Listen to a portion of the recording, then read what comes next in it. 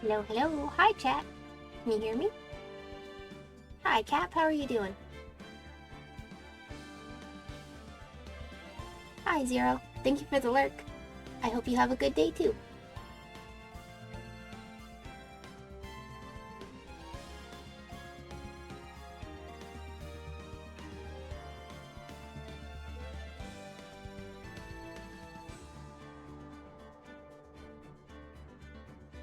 My intentions for this week are to make every stream. We'll see if it happens, but ideally you'll see me 3 times this week. Exciting stuff.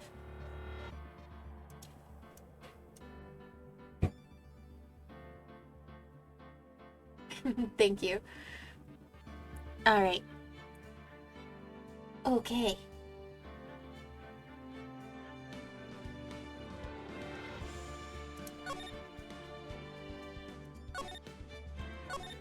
Oh, apparently we're on day 3. Never mind. I can't remember where we left off last week. Are we mid-trial, or did we just end a day?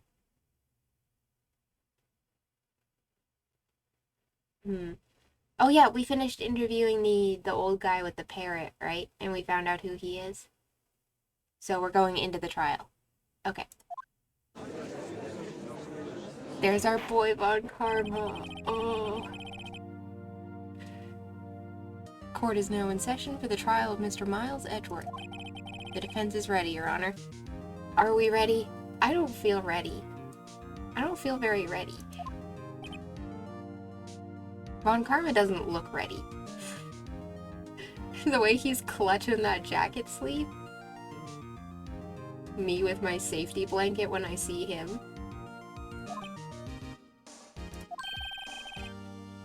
Very well. Apparently the prosecution is also ready. Who's the judge here anyway? Mr. Von Karma, your opening statement. Yeah, I have a safety blanket, okay? It saves me from the Von Karmas. If you cover your head, they can't get you, right? That's how, like, monsters under the bed and, like, vampires and also Von Karma works. Them's the rules.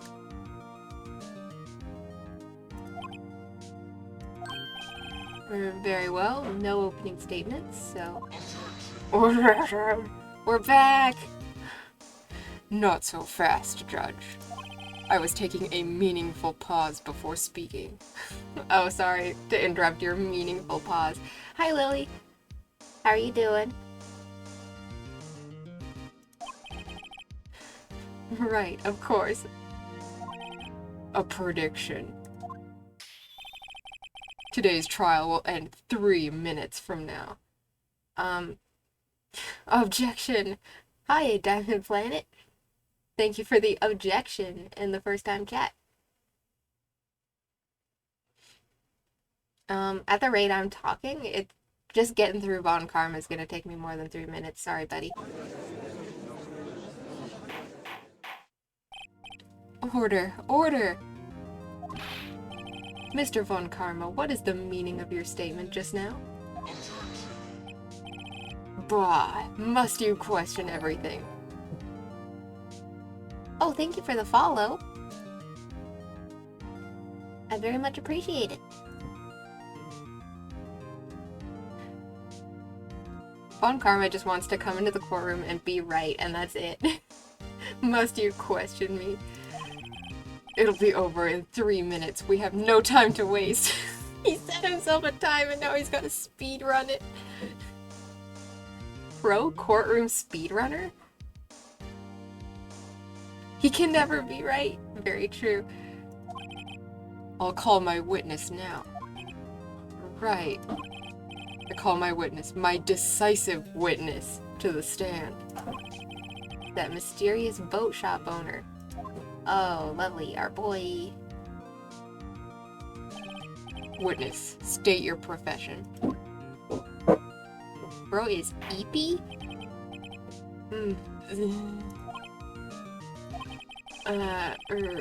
And I'm the proprietor of the restaurant The Wet Noodle at Gourd Lake. It's Parrot Man, yeah! And I also rent boats. The night of the incident, you were in the boat rental shop, correct? Yep, I was. Please testify. Wait a second. We still haven't heard who this old guy is.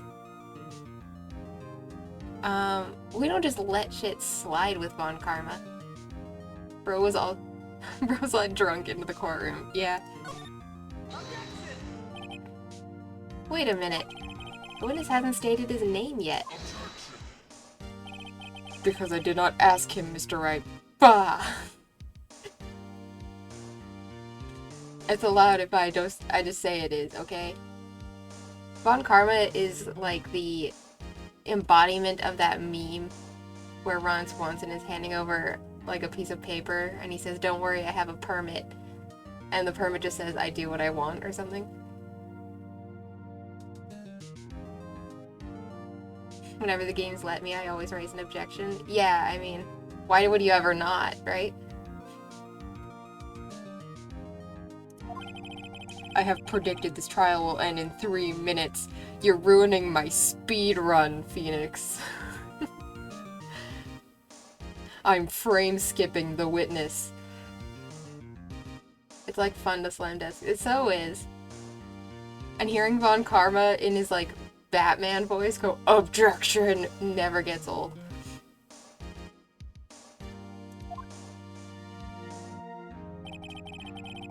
Stop asking trivial questions and cooperate. Trivial questions like, who is the witness?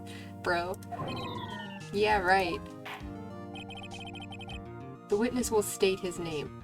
Also, can I talk about Von Karma's nuh-uh animation? For real, what is up with that? Like, why does he make that little O mouth? Like, what's up with that? Hi, Zeppa. I got an itch on my nose. He's eepy. Oh, well, I'm not really sure. Yep. What? Grown man really said, "Objection, nuh-uh!" You really do. My, memory. He forgot his own name? But he didn't forget Ken and Meg or whatever. Your Honor, the witness does not remember anything beyond the last several years. Ergo, he cannot recall his own name. No one has called him by his name in the last several years? He can't recall, you say? Yes, but the incident in question took place 3 days ago. He can testify. Are you sure about that? Very well. Let's hear his testimony then, shall we? Witness?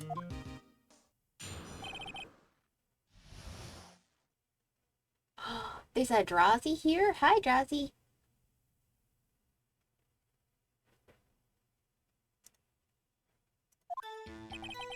My chat's busy today.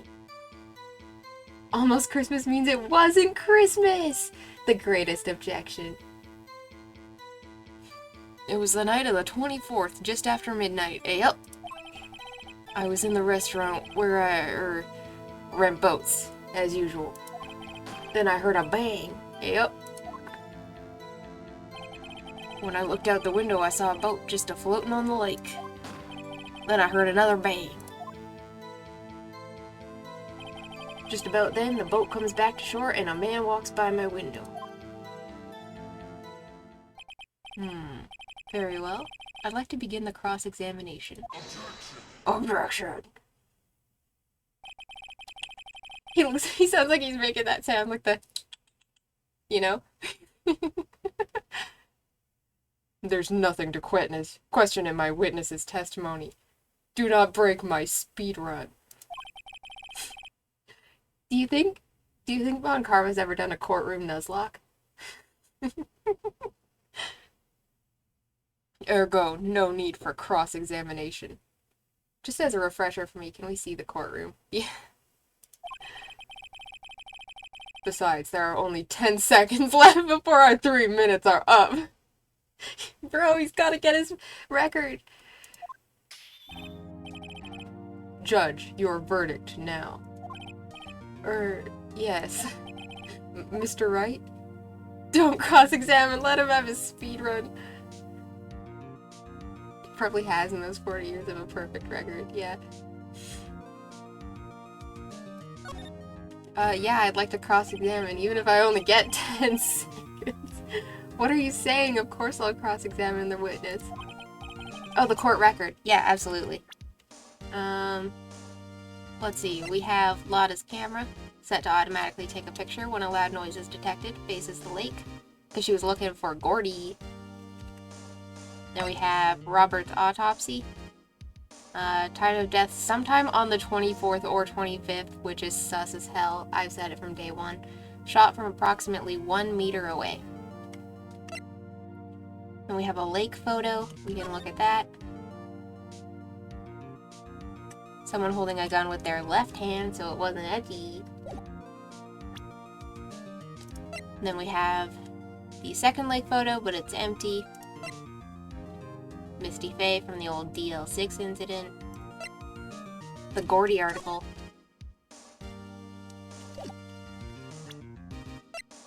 An overhead map. So here's the hot dog stand. Here's the boat rental shop. Oh, you can't see my mouse. Anyway, the car is where Lotta's camping was. That's where her camera was. And then up, like, between the boat rental shop and the car was where the boat was. We got a bullet. And a pistol that says it was fired 3 times. Which is also weird to me. Because, like, the victim was shot once. Everyone heard 2 bangs. But the gun was fired 3 times. So, like, what's up with that? And we have Lotta's deposition. She heard 2 sounds like gunshots. We have a metal detector. The parrot is Polly. The case file for DL6. And a picture of Edward's dead dad. Just to keep on us for funsies. You know?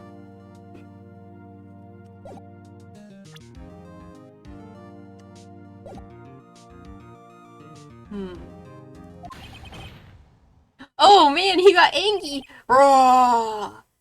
Excuse me? Mr. Von Karma? 3 minutes just passed. No! His world record strat! Oh man. Did you check the thingy next to the photo? Hang on. Thing? Bro was watching the clock, for real. Not his PB.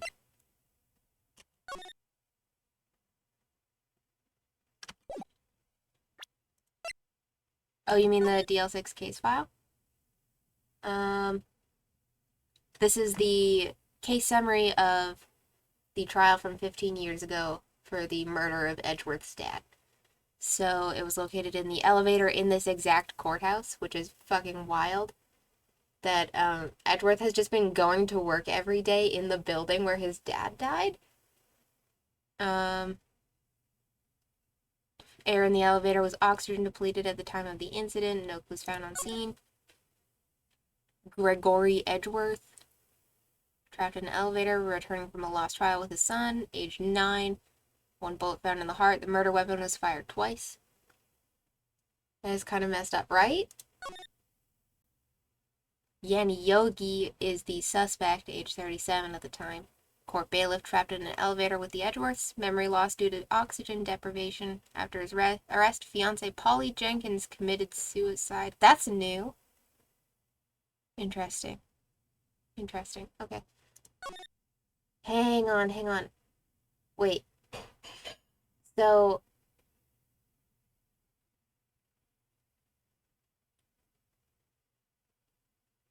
Was the gun in this incident the same one as the DL6 gun? Was it the same gun? Is that why Edward's handprints are on it? Because it's the same gun. Because this one, the murder weapon was fired twice, but there was also only one gunshot.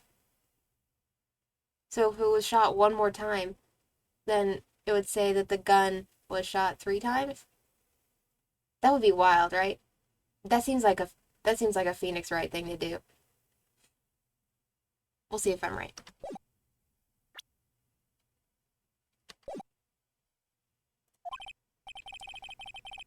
I see. Well then, let's just take our time. You may cross-examine the witness. Didn't he pick it up at the beginning of this case? Maybe? I do not know.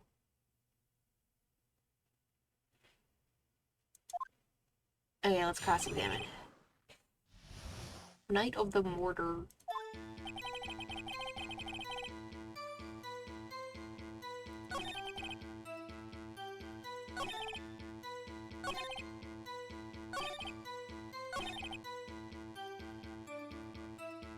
Oh wait, no.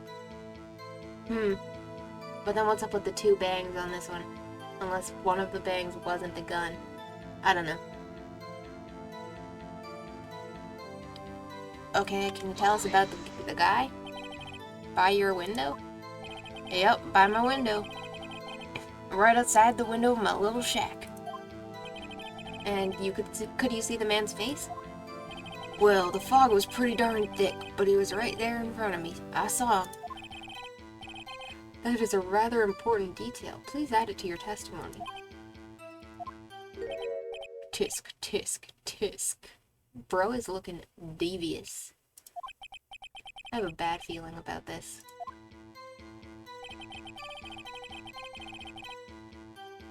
That man was the defendant. He was saying, I can't believe he's dead. Are you sure? Oh, shit. Uh-oh. Dad! Dead certain, Keith! He said, I can't believe he's dead, as he was walking by, too.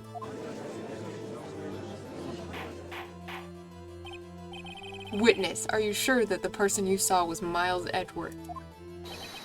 It was him, that Edgeworth boy. And then he fell over, oh no! This sounds like decisive evidence indeed. I see no room for doubt. Von Karma. He lured me into cross-examining so he could set me up for a fall. Tisk, tisk, tisk. Him and his stupid little Claire's stud in his ear. Hasn't been enough time for him to take it out yet. And got it pierced yesterday. Nick, I don't like the way things are going here. Everyone in the courtroom is glaring at us. I'd better act quick or this trial is going to be over. Raise an objection. We gotta raise an objection. Objection.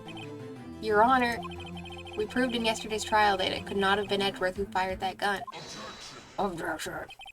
Mr. Wright, are you referring to the fingerprints from Edgeworth's right hand found on the gun, and the photograph showing a man firing with his left hand? Exactly. That is easily explainable. He could have wiped his prints after he fired. You are ignoring the truth of the matter here. Why would he have fingerprints on it at all then if he wiped his prints? Everything in this witness's testimony is true. The judge is lost in thought. What should I do? Objection. Objection. Your Honor, this witness claims that Edward said, I can't believe he's dead. But his word is all we have. If you were telling a lie... Mr. Wright, in a court of law, the evidence tells all. Apparently, you have yet to realize even this basic fact. If you say his testimony is a lie, show us proof. Nick, do we have evidence? It's no good, there's nothing I can do. Oh, shit. Yes, I'm gonna wipe fingerprints to leave more fingerprints of my opposite hand. Master plan. Hi, Ryu. Gotta throw him off, yep. They'll never know it was me if I use my other hand. Bro, what? Are you sure? To be honest, I don't know what to do anymore. Oh, shit. Please. Can you hear me, sis? Please. We need your help. Nick needs you. Tisk, tisk, tisk. 3 minutes was perhaps too high an expectation. However, 15 minutes isn't bad. This must be a new record. Bro, 15 is a new record for you and you were aiming for 3? Let's start by shaving off 1 minute at a time, buddy.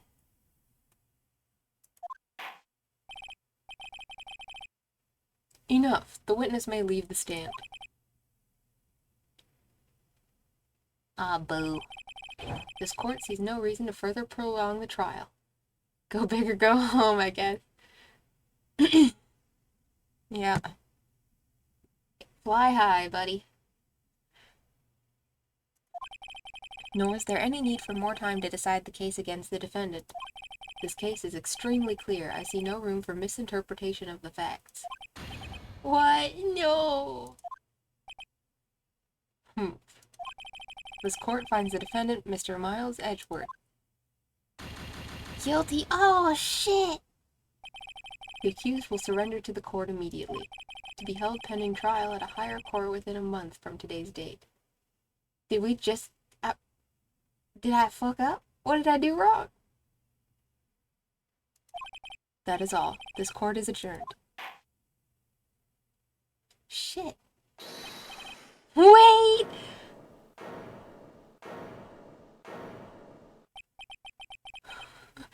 Who was that just now? Me! Huh?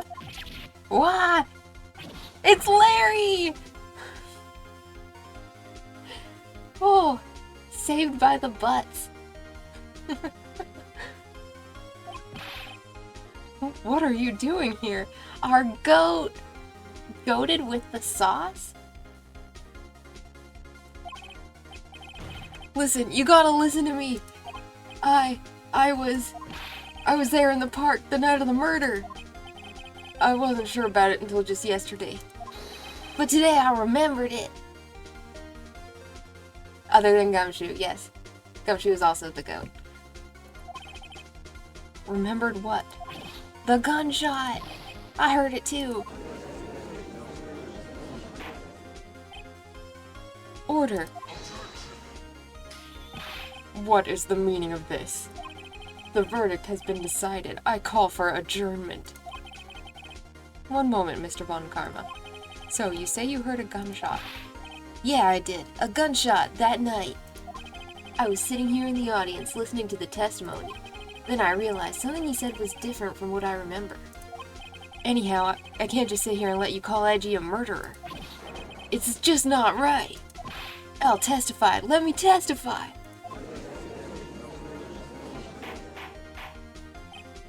Order, order.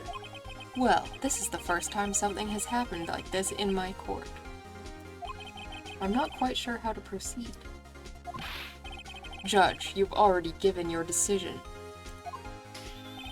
The trial is over. Nick, this is it. Larry's given us one final chance at this. She's right. If only it wasn't Larry. He can make things even worse. Oh no. Mr. Edgeworth was just declared guilty, Nick. It doesn't get any worse. True. You're right. Okay. Your Honor, if there is another witness, it is our duty to hear him speak. Right here, right now. Yeah. A waste of time. The verdict cannot be overturned.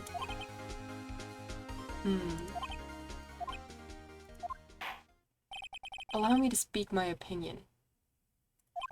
In all court proceedings, it is our duty to prevent an inaccurate verdict. In order to make sure no mistake has been made, every witness should be heard. What is this?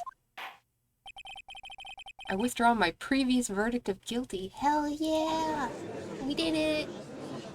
Larry did it! Go! Something quote from the first case. If something stinks, it's usually the butts. Indeed. Mr. Von Karma, I order you to call this new witness to testify. Now. What? The court will adjourn for a 5-minute recess. After that, we will hear this new witness. Oh, Larry. Court is adjourned.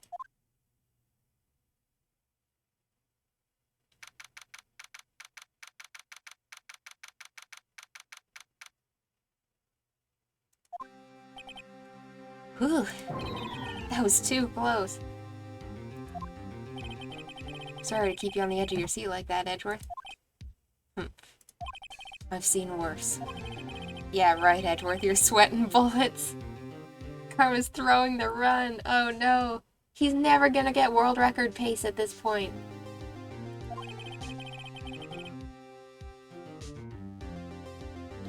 The courtroom theme is a slapper. Like, hell yeah. The music in this game is so good. I just wonder what Larry plans to say in there. Larry was at the lake that night? Yeah. He said he went looking for the steel samurai balloon that flew into the lake. Oh, right. And he found the balloon in the air tank that night. Yeah. Hey, Edgeworth. Huh? You say something, right? Yeah, a lot of things. You seem out of it. What's wrong? It's nothing. I just almost had my entire life ruined and got sent to jail today.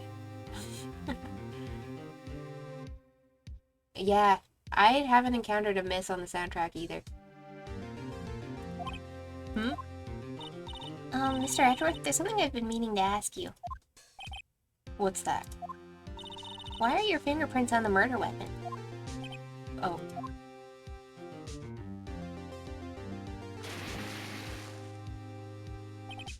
When he fell into the lake, I went into a daze. I couldn't understand what had happened. I couldn't think straight. Then I saw the pistol lying on the floor of the boat in front of me. And you touched the evidence, Edgeworth? You dumb bitch. I love you. I love you, sweet, sweet Edgy. But why? Why would you do that? I picked it up without thinking. Edgeworth. Rule number 1. Do not touch the evidence. That's how you end up in situations like this. I didn't have a reason, really. Bro. I see. Right. Yeah? This might be our chance.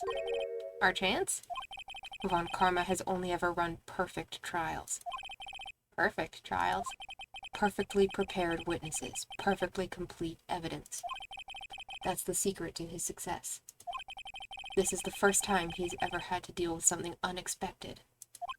He has to let someone he hasn't even talked to testify before the court. And that someone is Larry.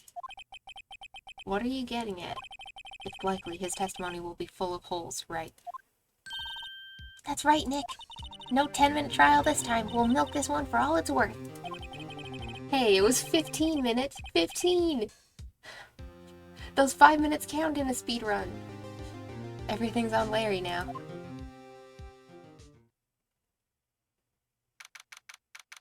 December 27, 10:15, 10:35. Whoop. Order number 3. We're back with the Larry. Court is now back in session. Witness, please testify to the court about everything that you saw on the night of December 24th. Right, leave it to me. Please, Larry, don't mess this one up. I hate to admit it, but you're our last chance. Von Karma didn't even have time to prep his witness. I just hope Edgeworth is right about this being our big break.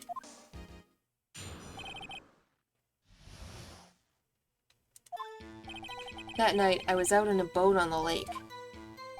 I was looking for something, and I, found it. So I quietly slipped the boat back in at the rental shop dock. Then, just as I was thinking about going home, I heard this bang. I looked out over the lake, but I didn't see a boat. So after I heard that single gunshot, I went home.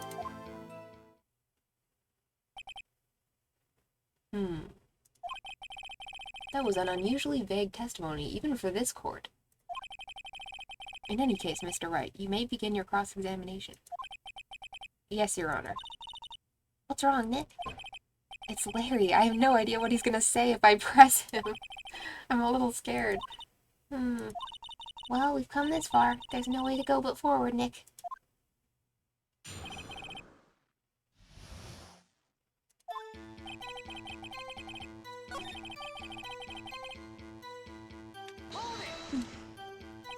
Looking for something? Yeah. Mr. Butts, what was it you were looking for? What the witness was searching for is irrelevant. Most likely he was hunting for this Gordy. That's surprisingly close to the truth, in a sense. He was looking for the steel samurai thingy that he set off that sounded and looked like Gordy.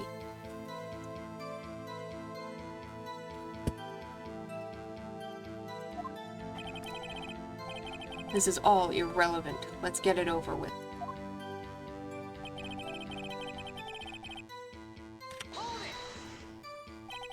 Around what time was that? Well, let's see. The Steel Samurai theme is such a hype thing. It so is. I figure I was out searching for about an hour. I guess it was around 12. Yeah. You're not sure? Hey, don't give me that face. I'm not some sort of human sundial, okay? People use watches these days, Larry.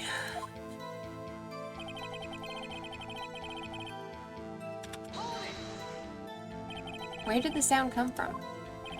Yeah, well, I wasn't too sure about that. I looked around, you know.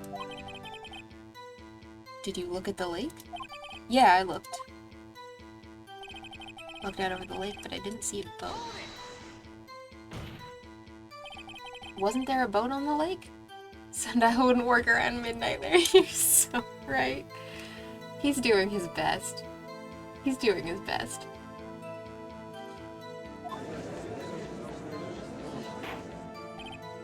Order, order. Well, Mr. Butts. Whoa, whoa. Everybody just calm down, okay? I mean, it was real foggy that night. I'm not sure whether there was a boat out there or not. Oh, okay, no problem. That's just the most important part of this case.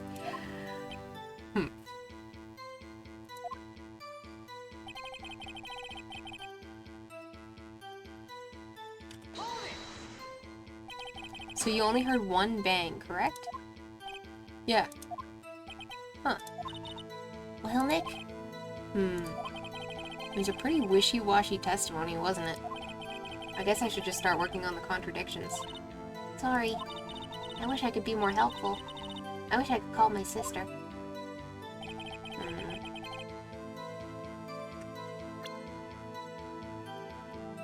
So...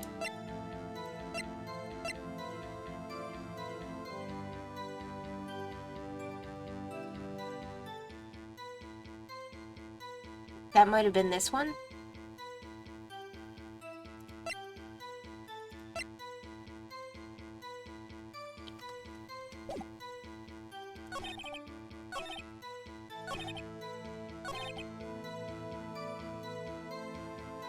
Mine's precious, yeah, she's so cute. Can I present the second lake photo? No, I don't want to object. No, okay, I'm gonna get booted.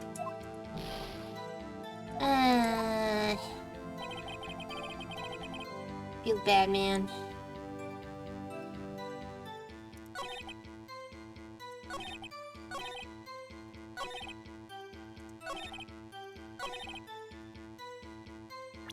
So, I feel like we've gotta...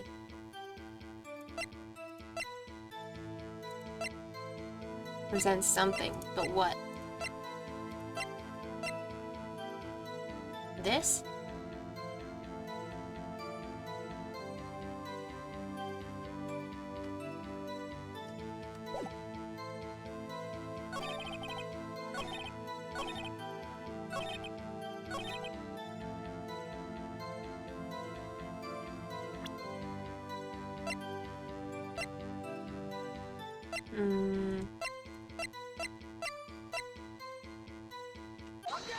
Yeah, there we go. Wait a sec, Larry. What? You only heard one bang? You're sure? That's what I said. But Miss Lotta Hart testified yesterday that she heard two. And the old man just now said the same thing. They both heard 2 gunshots that night. Huh? Were you even listening? Were you paying attention at all to what they said? Yo, Nick, please. Huh? You know, something's been bothering me. I'm a witness, see? I'm like a customer here. Larry. So you gotta treat me nice and stuff, okay? Buddy. Buddy. I don't think that's how court works. Mr. Butts. What? He is twitchy. You only heard 1 gunshot, are you sure?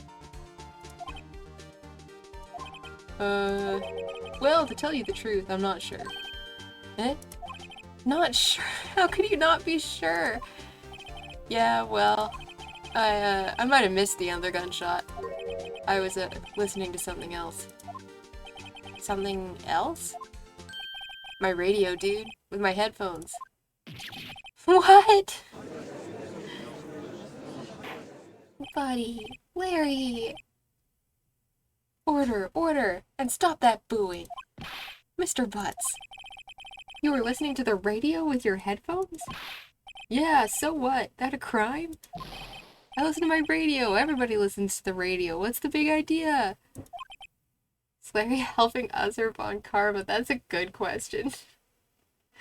Mr. Von Karma, your opinion? Waste of time. I do not accept this witness nor his shoddy testimony. Well, Mr. Wright, should he continue the testimony? Yeah, he's our only shot. Your Honor, please allow the witness to continue his testimony. Bah.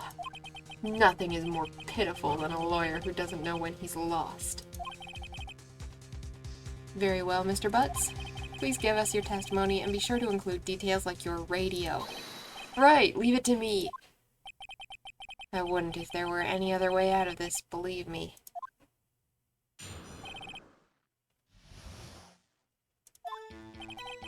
It's lonely being alone on Christmas Eve. That's why I was listening to an all-request show on the radio, see? I was listening to it real booming loud like. But I'm sure I heard that gunshot. I remember exactly what the DJ was saying when I heard it, too. You were listening to your radio at a high volume? Yeah, what's the big problem? Can't a man listen to his radio in peace? Isn't this a free country? I truly believe Larry has no idea what the problem here is. Judge, can you believe a word this witness says? DJ, come with the channel. What he heard was probably nothing more than a drum beat from the radio. True enough, it is difficult to believe this testimony. Wait, Your Honor. The witness said he remembers exactly what the DJ said when he heard the gunshot. Excuse me? DJ? An announcer, the guy who says things on the radio. Anyway, what this means is, when he heard the sound, no music was playing. The DJ only talks between songs, so he could have heard the gunshot from the lake. I'd like to cross-examine the witness, Your Honor. Very well, Mr. Wright. Can't believe I'm continuing this charade. This charade. Okay.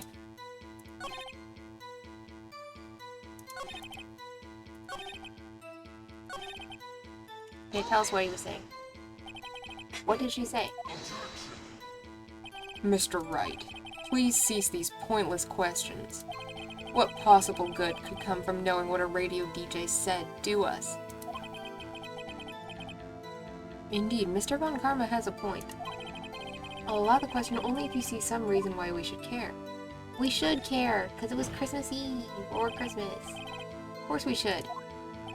Why?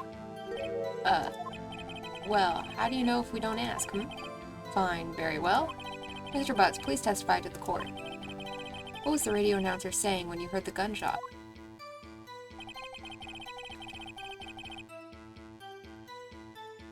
Just when she said, hey, it's almost Christmas. Are you sure? Of course I am. She had this real sexy voice. Maybe one Carm was right. I'm not sure how that... I know how it helped us. We've got to press until we get to the bottom. What happened?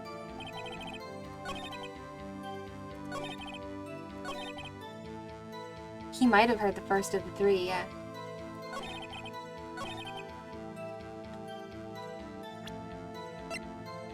Okay, so...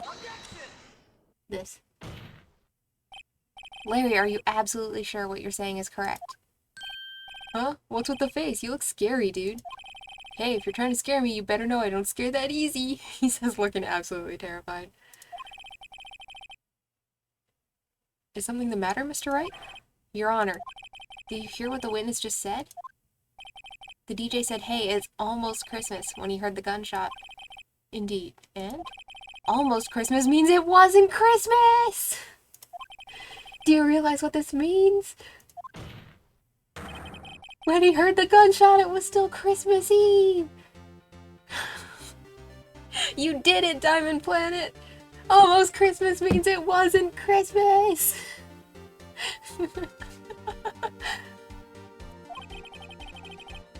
That would seem to be the case, yes.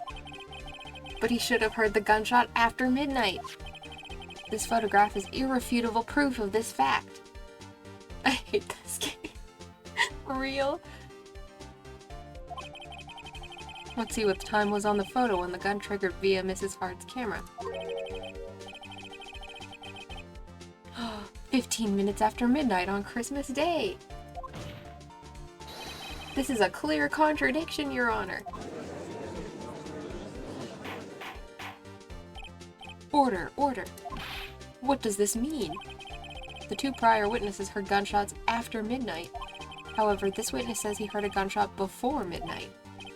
Judge, the answer is simple. The current witness is plainly mistaken. Just look at him, suspicious. I mean, Larry is suspicious as hell, but... What?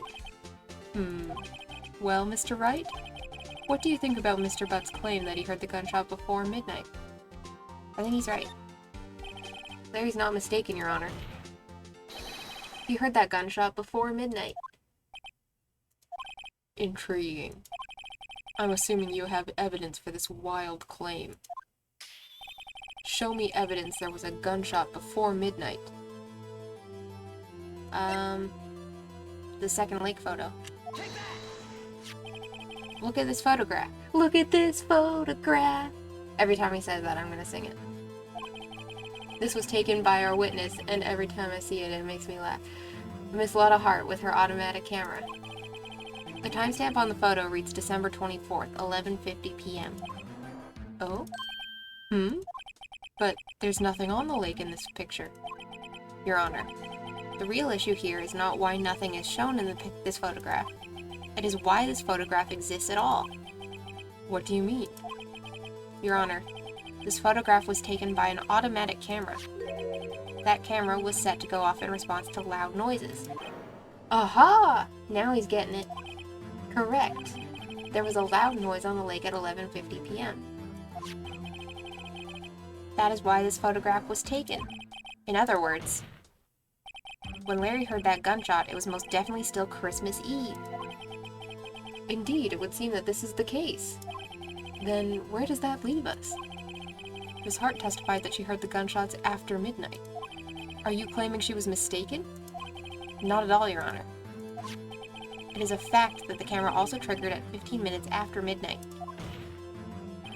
Your Honor, that night there were 2 sets of gunshots with a 25-minute pause between them. Oh, shit. Why would this be? Don't be fooled, Judge. That camera was set to respond to loud noises. Yes?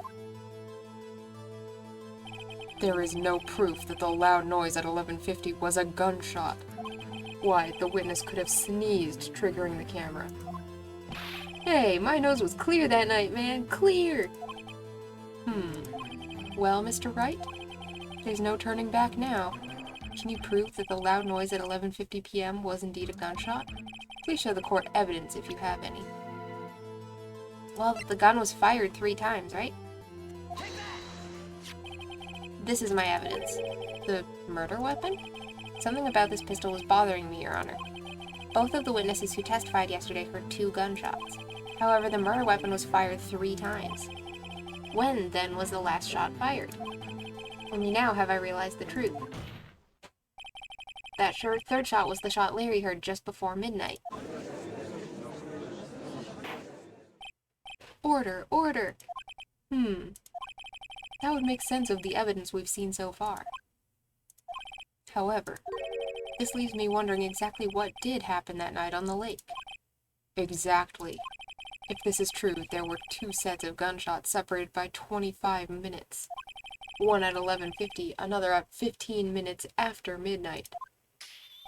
Why, I ask you, why? Pourquoi? Uh-oh, I better think of something quick. Wait a second. Gunshots separated by 25 minutes? Ah! I don't get it. Why are we screaming? What's wrong, Nick? I have it! I have it! Huh?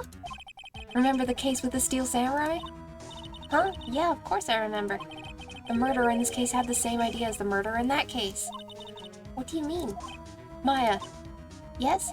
If we don't figure this out now, we'll never overturn Edward's guilty verdict. Shit.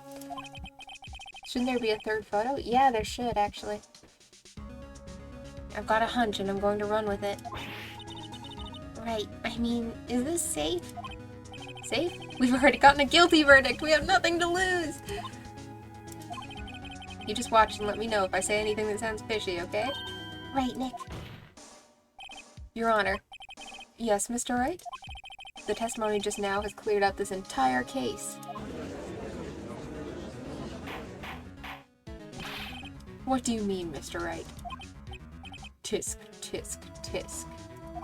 So, you finally realized the truth.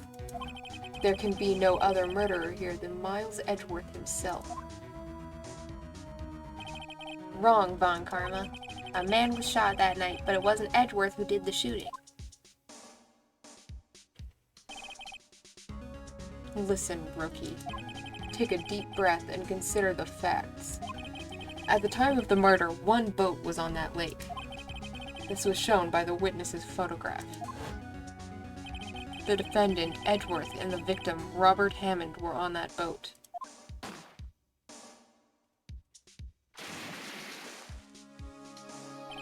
There was a gunshot fired on that boat, and Robert Hammond fell into the lake. The distance of the shooting was 1 meter. It couldn't have been suicide. Well, the guilty party has to be the other man on that boat. I admit it is hard to imagine any other possibility. Yes, but this assumes that the victim was shot at 15 minutes after midnight. What do you mean by that, Mr. Wright? We have photographic evidence of the time of the shooting. The timestamp on the photo says 00:15. But Larry heard a gunshot 25 minutes before that. Robert Hammond was killed then, 25 minutes before the shot on the lake. That's the only way that Edgeworth could be innocent. Mr. Wright, are you quite mad? Explain who the 2 men on the boat are.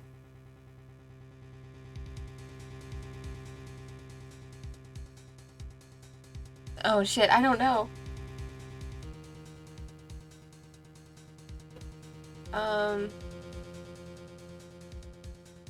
Well, it can't be Hammond if Hammond died 25 minutes before, right?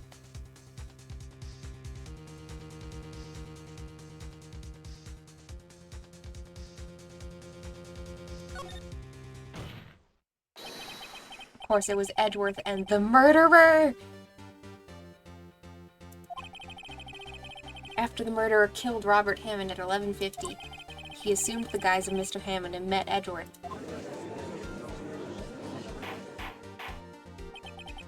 What? Are you serious? Yes, Edgeworth won't tell us why he went to the lake that night. However, I have a hunch. That night, Robert Hammond called Edward to the lake. Now, Edward didn't know Robert Hammond's face that well. That's why he didn't suspect anything when the murderer took Robert Hammond's place. I'm not sure what to make of all this. Ludicrous.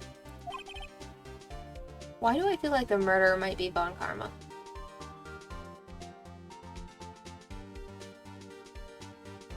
I mean, he's the only other, like, major character in this case. It totally seems like he's the murderer. Mr. Wright, tell us the name of the murderer, then.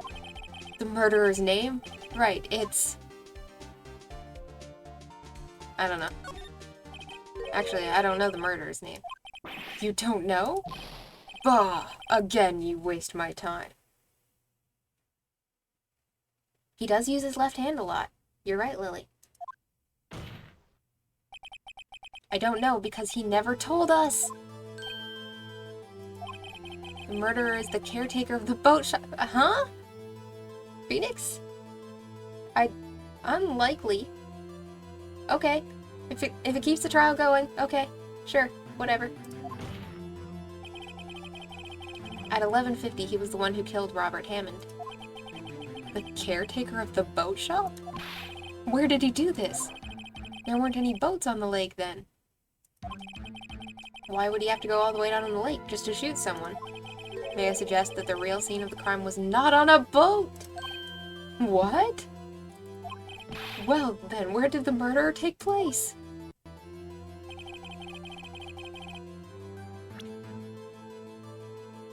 Well, the boat shack? Here, of course, the boat shop where he lives.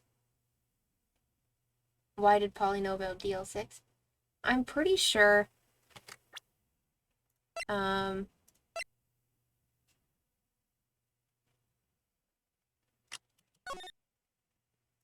pretty sure the caretaker is Yanni Yogi. He was involved in it, and his fiancée Polly Jenkins died after. So, I'm pretty sure he moved to the boat shop, named it a bird after his dead fiancée, and had her, like, remind him of shit. So, that's my guess. I think the bird is named after his dead fiancé.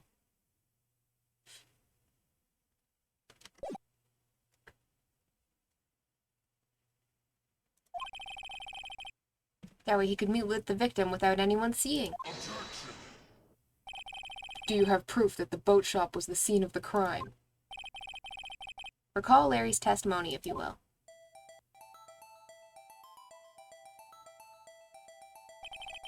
That night, he was out on the lake on a boat, searching for something. He finds it and returns the boat. Then, just as he's starting to head for home, he hears a gunshot. He heard a gunshot, Your Honor, even though he was wearing headphones at the time. In other words, the gunshot was very, very close by. And where would that be if he had just returned a boat? The boat shop. Mr. Wright, what happened that night on Gourd Lake? Please tell the court from the beginning. Yes, Your Honor, because the defense lawyer just knows what happened. Oh, hang on. Is my mortal vessel frozen again? Hello?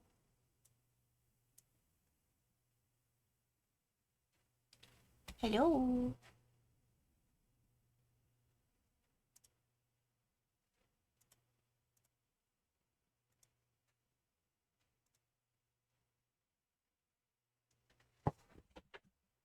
Uh-oh.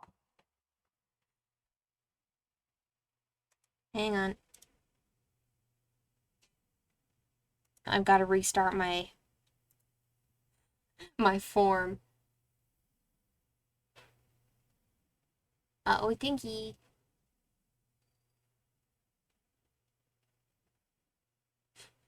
I did blink out of existence, but I'm back now. It's okay. I died, but I got better.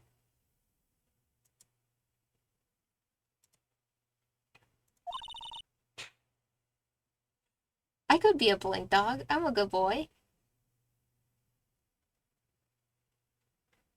And I do a lot of blinking, just not from the eye on my chest. That one doesn't blink. Nick, are you sure about this? Not really. But I think if I start at the very beginning, and I take it slow, I might just be able to figure this out. That night, the caretaker of the boat shop called Robert Hammond to his shop. Whoa! This was around 11:50. That was when the gunshot that Larry heard was fired. After that, the caretaker put on Robert Hammond's coat. He became Robert Hammond. Then he got in the boat with Edgeworth and went out into the middle of the lake. Then, who fired the pistol on the boat, Mr. Wright?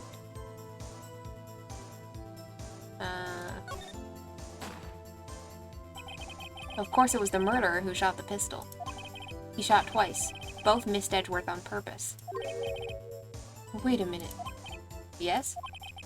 Why would he shoot twice if he didn't mean to hit anyone? Details. Know this, Mr. Wright. The moment you run out of explanations is the moment you lose. Tell us why the murderer had to fire twice. To create a witness. I believe he shot twice to create a witness, Your Honor. Create a witness? The murderer lifts his pistol and fires one shot. That ensures that anyone who heard the shot would look at the lake. Indeed, Miss Hart did exactly that after hearing the first gunshot. Next, the murderer waits a bit and he fires again. Then,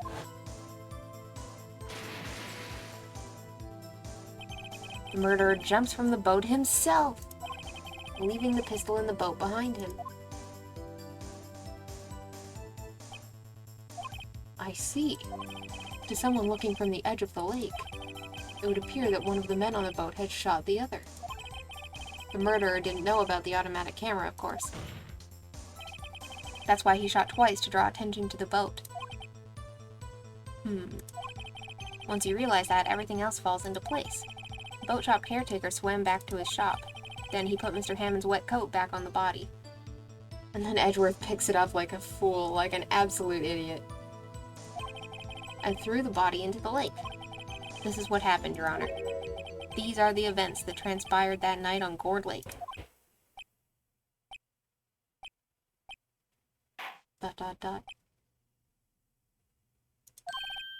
Bailiff. Bring out the witness from before. The boat shop caretaker, quickly.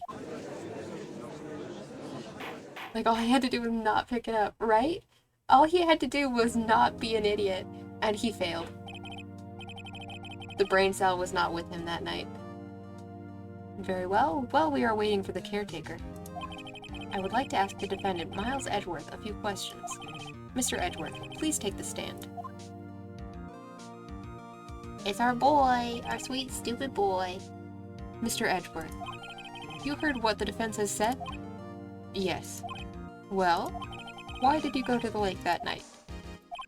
What Wright has said was mostly correct. Astonishingly so, actually. Yes.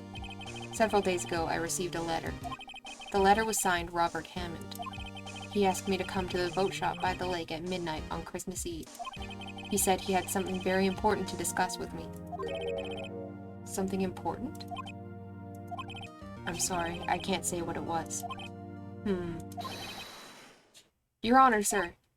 Bailiff, we are conducting a trial here. I ask that you remain quiet. The witness has disappeared. He isn't at the boat shop either. Oh, fuck, he absconded. What? What should I do? Find him quickly. We cannot allow him to get away.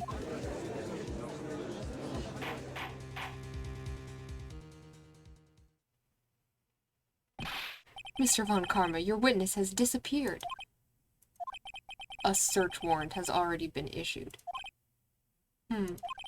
It goes without saying that I cannot declare a verdict under these circumstances.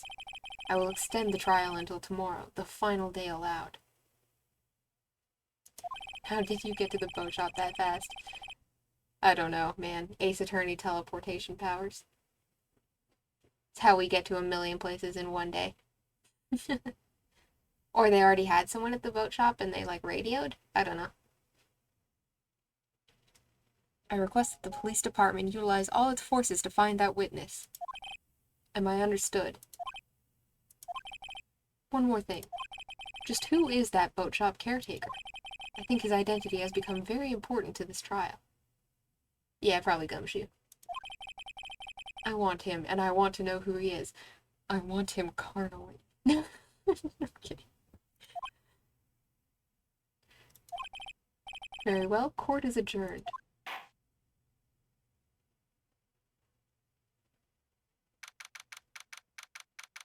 Well, we did it, maybe? Yay, Nick, you did it! We sure did. Yeah. Well, at least we got out from under that guilty verdict. And what about Larry? That was something else. Even Von Karman didn't know what to do with his testimony. Larry really helped us out. Sure, once I sifted through his unique testimony. Still, he did save us. He's a Super Mario Spaghetti Man, owner of the wet noodle, inventor of the rainbow lioli.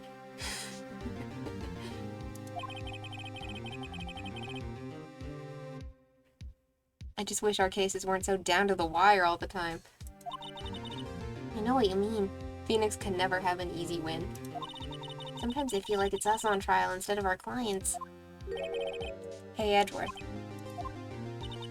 Mr. Edgeworth? Did you say something? Indigo blue! Shit! Don't look so pained. I mean, it looks like you're probably going to get off the hook. You could try to smile just a little. Relax. That is not a relaxed smile. I'm sorry, but I fear it's not over for me yet. What do you mean? Right. There's something that's been troubling me for a long time now, and I don't know whether or not to tell you. Edgeworth? No, there's so little time left. I want to tell you to get it off my chest, but... I can't make up my mind. What is this about, Edgeworth? Is he gonna confess his feelings? We're trying to save your life, buddy. We deserve to know. It's a nightmare I've had. Oh, he's gonna tell us about his bad dreams. A memory of a crime that I committed. A crime you committed? A memory of a murder. Bro? You can't just hit us with a to be continued. Hang on, I gotta take a drink.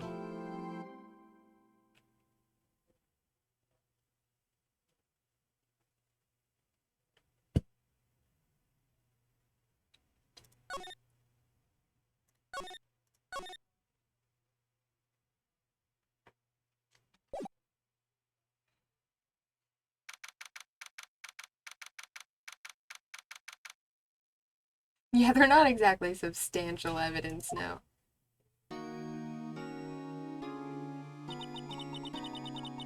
What was Mr. Edgeworth talking about? Probably the night his dad died. A memory of a crime that I committed. A memory of a murder. Do you really think Mr. Edgeworth killed? I don't believe it. Not Edgeworth. Some painful memory has been troubling him recently. But he'd never take someone's life. Never. Nick. Yo, how's everyone doing? It's our boy, the GOAT, Larry. What do you think of my performance today? I had him swooning in the aisles, huh, Maya? Oh, really? I never noticed that. I'll have to look at that next time I save. Swooning? Me? Oh, yes, I do remember feeling faint. The goat's butts. Right on. Tell me the truth. It was like love at first sight, right? Right, Nick? Huh? Me? Well, maybe my heart skipped a beat or two. I think you can do better than that. Come on, I saved Edgeworth in there, dude. Edgy! You guys should be bowing before me. Yeah, bow before your hero. Larry, you really helped out in the trial today. You did. If you weren't there, Larry, I'm sure Mr. Edgeworth would have been found guilty. Ha ha ha. Ha ha ha ha. But seriously, Nick. I'm bowing right now. That boat shop caretaker guy is pretty suspicious. But Edgy ain't off the hook yet. Way to spoil the mood, Larry. Hey, I'm just a guy sitting in the audience, you know? But from where I was sitting, Edgy seemed pretty edgy. I mean, can you really know he's telling the truth about that night? He did get found guilty, you're right. Nick? I don't know. But what I do know is I'm going to believe in you two until the end. Us two? Edgeworth and... who else? You mean me, right? Nah, he means me. Right, Nick? Yeah, you, Larry. Not me. But why you, Larry? Huh? Actually, yeah. Why me, Nick? Enough with the silent treatment. Nick, why do you trust Mr. Edgeworth so much? I mean, he's changed recently, true. Rip Mayo. But when we first met him, he was kind of a jerk, don't you think? He didn't know him back then. Back when he wanted to become a defense attorney. Wait, was that when you two were classmates? Yes, in grade school. They saved me, Miles and Larry. They saved me and I'll never forget it. That's why I became a defense attorney, you know? What? Hey, Larry, what's he talking about? Huh? Sorry, kinda forgot. Okay, Nick, out with it. I'm gonna hear this story today and that's final. Okay. It's kind of a long story, so hang in there. It was the very end of 3rd grade. I was on trial. A class trial. Where's the Danganronpa theme? A class trial?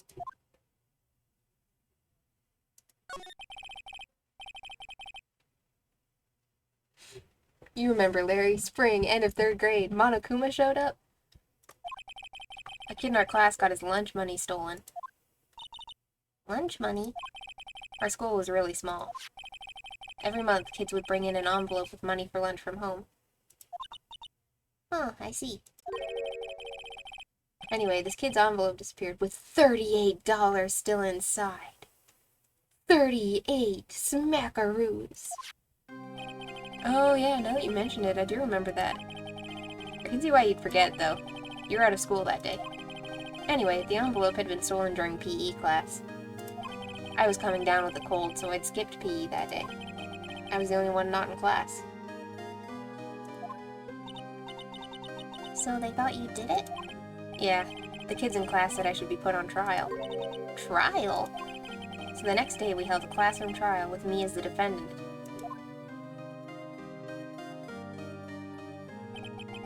Damn, these kids are hardcore. I didn't do it. Guilty, he did it. Guilty, it was you. Thief. Give the money back, you're such a meanie. Don't play with him. Oh man. We're not gonna play with you anymore. Yeah, no borrowing my eraser. Give me back my 50 cents I loaned you. Hey, did you rob that bank the other day? These children are fucking wild. Now, Phoenix, you know you shouldn't steal people's money. It's not right. In the end, even the teacher thought I'd done it. Go over and apologize, Phoenix. I didn't know what was happening. I was so sad, I couldn't stop crying. Everyone was staring at me like I'd done it. But I am right. I tried to apologize. I went to where the boy whose money had been stolen was sitting. That's when it happened. He shouldn't have to apologize. The only thing that belongs in a trial is evidence. Anyone else has no place. You should all be ashamed, amateurs. Miles? no, there's our little guy. It wasn't you who stole my money, was it? No. Then you shouldn't apologize. Everyone's been shouting you did it, but no one has any proof. That's why, Your Honor, this boy is innocent. Oh. But Miles, it was your money that was stolen. Yeah, I did it. He's the one. Why don't you all just shut up? Oh, there's Larry. That's how it is. Everybody's ganging up and picking on one person. Just think how he feels. He said he didn't do it, so he didn't do it.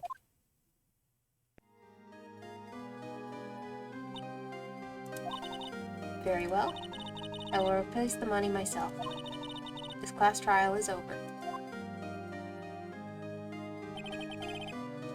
How much do you want to bet that it was Larry that stole the money?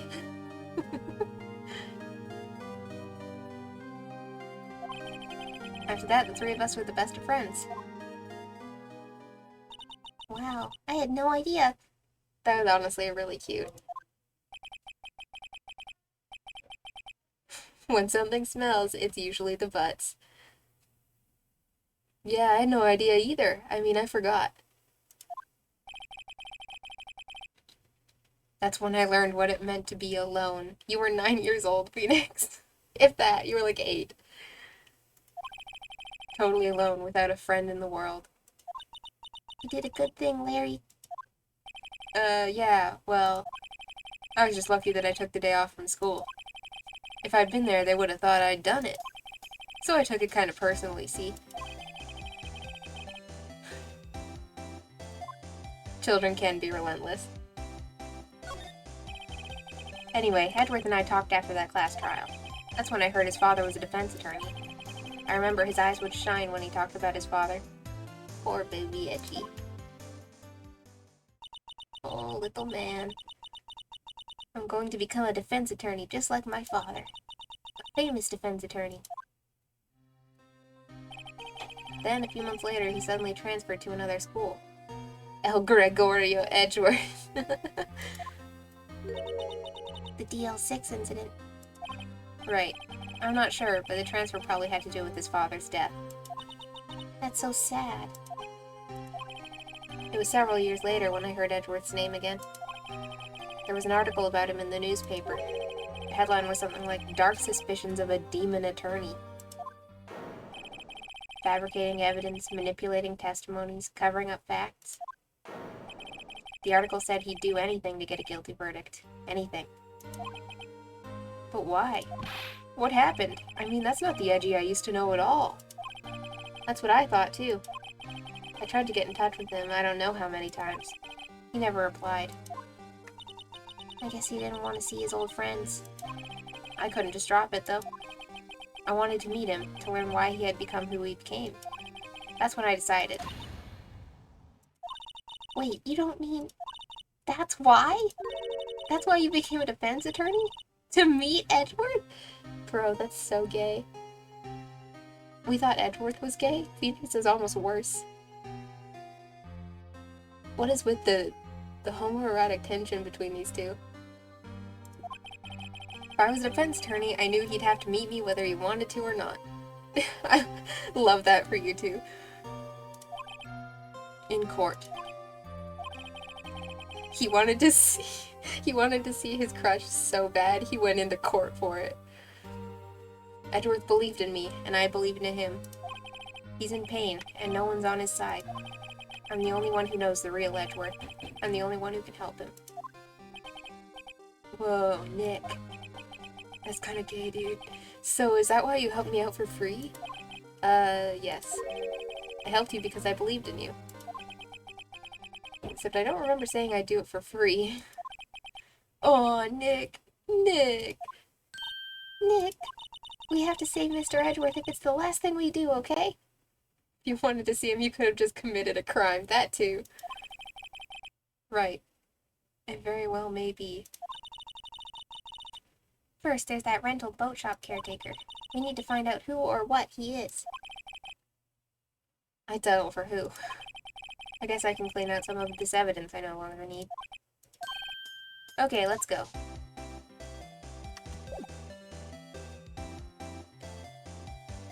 Oh yeah, witness. Yeah, we could witness a crime, commit a crime. But if we're an attorney, that gives us more than one opportunity to see him. We can show up at all of his trials now.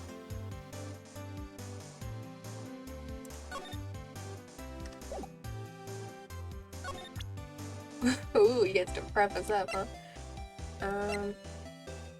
Okay, so we didn't really get clean to that much evidence. Second photo, the Lotta's testimony, the camera. Okay. Let's go to the detention center and see if Edgy's there. Hi, buddy. You look as grim as always. Mr. Edgeworth, I heard the story about the class trial. Class trial? What do you mean? You don't remember? Hello, Edgy Poo. It's our little guy. Our stinky little wet rat man. No, I don't. Your lunch money was stolen, wasn't it? In 3rd grade? Lunch money? Oh, right. Yes, I seem to remember something like that. Nick, I think you're the only one who really remembers. Well, it probably only really mattered to me anyway. Mr. Edgeworth, didn't you know? That trial was the reason Nick became a defense attorney. Ridiculous. I mean, it is a little bit, but... Our stinky gotta touch the evidence, little fool. Little jester of a man. Yeah, that's our boy. Gee, thanks. That said, it does sound like the kind of thing you'd do. You haven't changed a bit, have you, Wright? So simple. To a fault, even. Okay, I mean... He's basically saying to me what I just said to him, so... in different words. A little more pretentious. He's not a clown, he's the entire circus. Yeah. Well, maybe, yeah, but... I think you changed too much, Edgeworth. Perhaps. Hey, Edgeworth, why did you become a prosecutor, anyway? You used to look up to your dad. He said he wanted to be a defense attorney, right? I couldn't let myself deny reality like you. What do you mean? My father was taken from me, and you want me to defend criminals? I'm sorry, Wright, but I'm not that good of a person. One suspect was apprehended in your father's murder, right? Yes, the man trapped in the elevator with my father. His name was Yanni Yogi. He had to be the shooter, any way you look at it. Yet, he was found innocent. That defense attorney got him off the hook. That would be Robert Hammond. On that day, 15 years ago. The 3 of us were trapped in that elevator for 5 hours.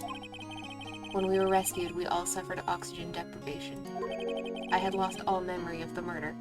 Well, that's something at least.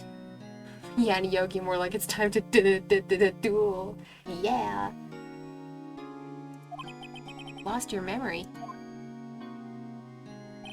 Even now, I can't recall what happened in that elevator. That was the crux of Yogi's attorney's argument in court. He claimed Yanni Yogi had been not of sound mind due to the oxygen deprivation. Yanni Yuki. Yeah. Yogi was released. Yogi Bear. Hey, boo-boo. Was released due to a lack of evidence. Innocent. That's when I changed my mind. I started to hate defense attorneys. What's your relationship with Von Karma? He's my teacher, and a man who deserves respect. I learned everything I know of courtroom techniques from him. So he's like my sister was to you, Nick. He is a perfectionist in all things. In court, in his personal life. He is obsessed with doing everything perfectly. Perfectly, huh? In all the cases he has taken on, none were left unsolved. And not one suspect was declared innocent. Ever. But that's... I know. It's possible some of the suspects were indeed innocent. However, it is impossible for us to accurately determine that in every case. All Von Karma does is his job, to find the suspect guilty perfectly. In any case, it's nigh well impossible to find a weakness in him. Should a weakness appear, he would do everything in his power to make it go away. Edgeworth? If what you're saying is true, you're headed for a guilty sentence tomorrow. He's right. Now's no time to praise the enemy, Mr. Edgeworth. It's a strange situation in which I find myself, I'll admit. No kidding.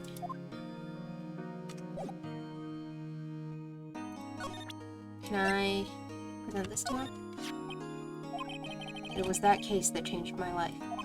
And tomorrow, on December 28th, its statute of limitations runs out. Tomorrow, could that be a coincidence? But, even if the case is finally closed on paper, it will never be erased from my memory. Never. Very true. We have a 200% track record of declaring every innocent suspect innocent and also finding the murderer in the process somehow. Like, how does that even work? We've been acting as both, like, a prosecutor and a defense attorney at the same time somehow. Poor Mr. Edgeworth. We're just that good. Alright, we'll leave him to his brooding. Let's go see Gumshoe. Looks like Detective Gumshoe hasn't gotten back yet. Gumshoe? He won't be coming back today. Oh, really? He said there was some guy he had to arrest. Oh, he said there was some guy he had to arrest by tomorrow. Boat shop caretaker. He shouted something about catching him if it's the last thing I do, pal. Good luck, Gumshoe. Okay.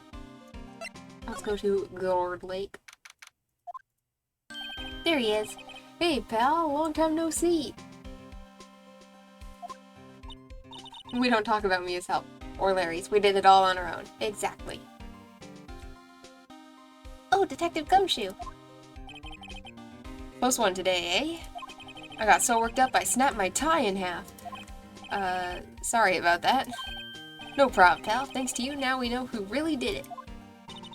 You mean the boat shop caretaker? Look, I'll make you a promise. I'll have that scoundrel in my custody by trial time tomorrow. Come what may. It's my duty to you as a police officer. Now that I'm off to catch me a criminal. That wasn't his voice. I feel like that wasn't Gumshoe's voice, but oh well. Detective Gumshoe sure is active today. Oh, one other thing. Eek! No one can go into the woods today. The woods? Where Lotta was camping? The woods are off limits to camping, and apparently the park ranger found out. He got pretty mad. No one could go in for a while. He looks like Bullock from the animated Batman series. Yeah. I guess Lotta's in a lot of trouble. Anyway, I'll be seeing you tomorrow. I seem to have lost Gumshoe's voice. I kept trying to bring it around, but it didn't happen. Yeah. Okay. Public beach. Steel eyesore is missing. Eyesore? Looks like the hot dog stand is closed, too. I guess Larry's too busy worrying about Mr. Edgeworth to show up for work.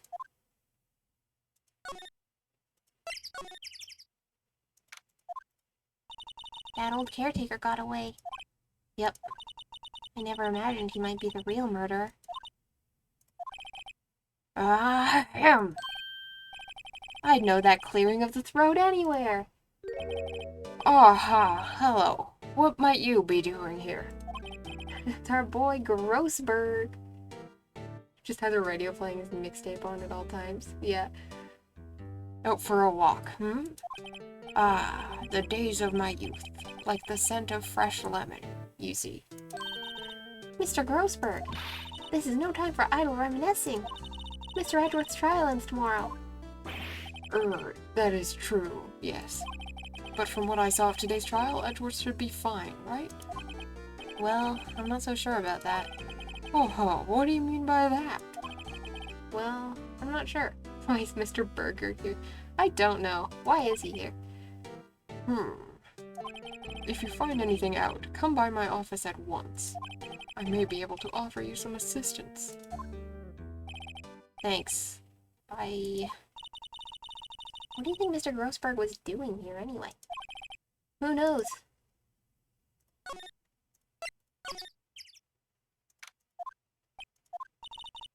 Nobody's home. Hello, Squat. Hey, it's Polly. I wonder where your owner's gone, Polly. Hello, Squat. I can't believe he'd run off and leave his poor parrot to fend for herself.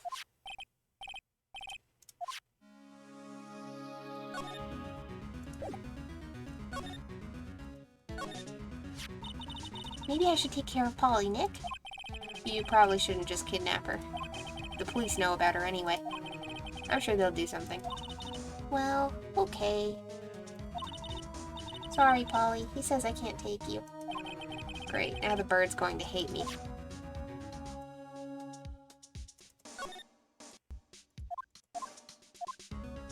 Wait, you thought he was telling the truth? Everything's cold. Didn't turn his heater on, and I guess he hasn't been back here since the trial. Ah! What's wrong? Huh? Oh, never mind. What? Tell me. Just when I saw the TV, I remembered. They're showing a Pink Princess special this week. Oh. See? That's why I didn't want to tell you. That reminds me, Nick. Polly here knows the number to the safe, right? Yeah, that's right. Polly, what's the number to the safe? 12228. Squat? Let's open it, Nick. Come on. I'm sure there isn't any money in there. Aww. But hey, he keeps it locked, right? So there must be something of value in there. I'm not so sure. Okay, Nick, let's see what's in there. I guess there might be a clue or two. The only thing in here is a letter. A letter? Aw, boring. There's no name or signature on this thing. It's handwritten in very precise, clear letters. Get your revenge on Miles Edgeworth? Edgeworth? Nick, why would Mr. Edgeworth's name be on here? How should I know? I'm gonna read the whole thing. Get your revenge on Miles Edgeworth. It also says, this is your last chance. Now is the time to get revenge on the two men who ruined your life. The rest of the letter goes on to describe the murder plot in detail. How to kill Robert Hammond and frame Edgeworth. Calling Edward out to the lake, getting on the boat, firing twice. This is exactly what I figured out today in court. It's all here in perfect detail. Oh. Hang on. I was so shocked my mortal vessel froze again.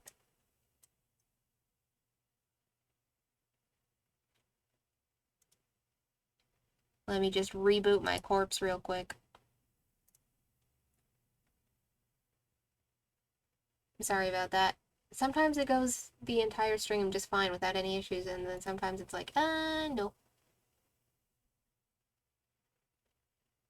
There we go, I'm back. What do you think it means, Nick? I don't know, but it looks like these are instructions for that caretaker. When he killed Robert Hammond and called out Edgeworth, he was following instructions. But who could have written that letter? And what does it mean to get revenge on Miles Edgeworth? Look, I don't know, okay? But one thing's for certain. This letter is an amazing clue.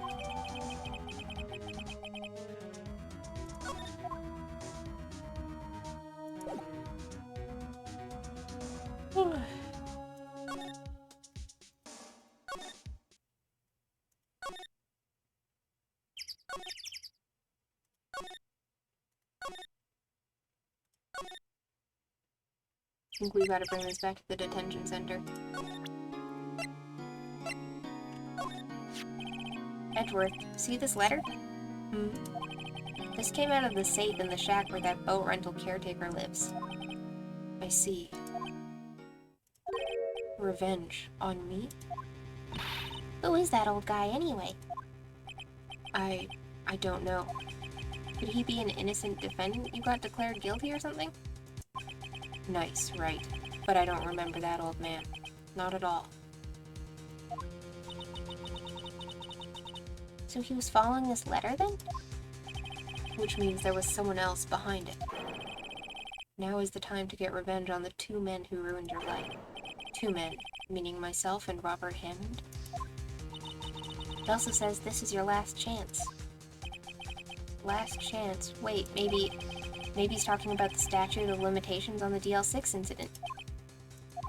Wait, that old man. What is it? Do you know who he is? Yogi. Could he be Yogi? BRB, hungry. That's a big mood. Yeah, it's not like I didn't figure that out ages ago. It's not like yeah, it's fine. Yep, you're so smart, Edgy. Yogi? The suspect in the DL6 incident. The one who was found innocent.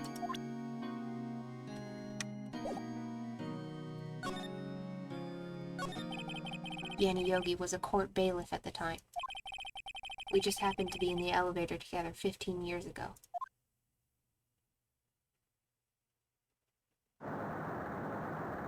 Whoa! The quake was incredibly strong.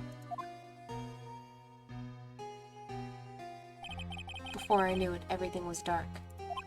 We were there for so long it felt like forever. The air thinned, and the darkness closed in on us in that little box. We became unsettled. Help, I can't breathe. Quiet, I said quiet, you're not making this any easier. I want to get out, help, get us out. Don't shout, you'll just use up more oxygen.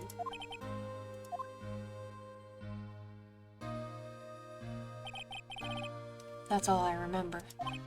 When I came to, I was in a hospital bed staring up at the ceiling.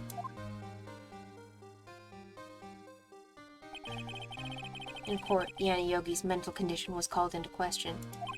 They claimed the oxygen deprivation and stress had caused temporary insanity.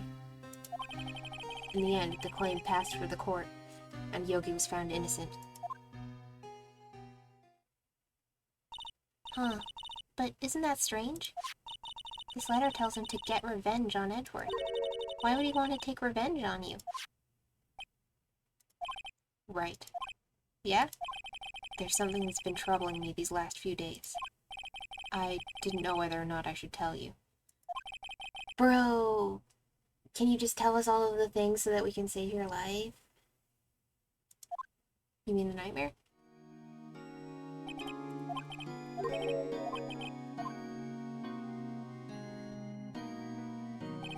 I think the time has come to tell all. Something unnecessary feelings, for real. It's time for the 50 days or 90-day fiancé tell-all at the end.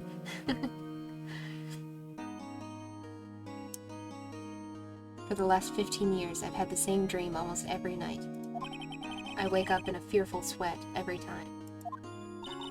What kind of dream? It's a dream about my father's killing in the dark.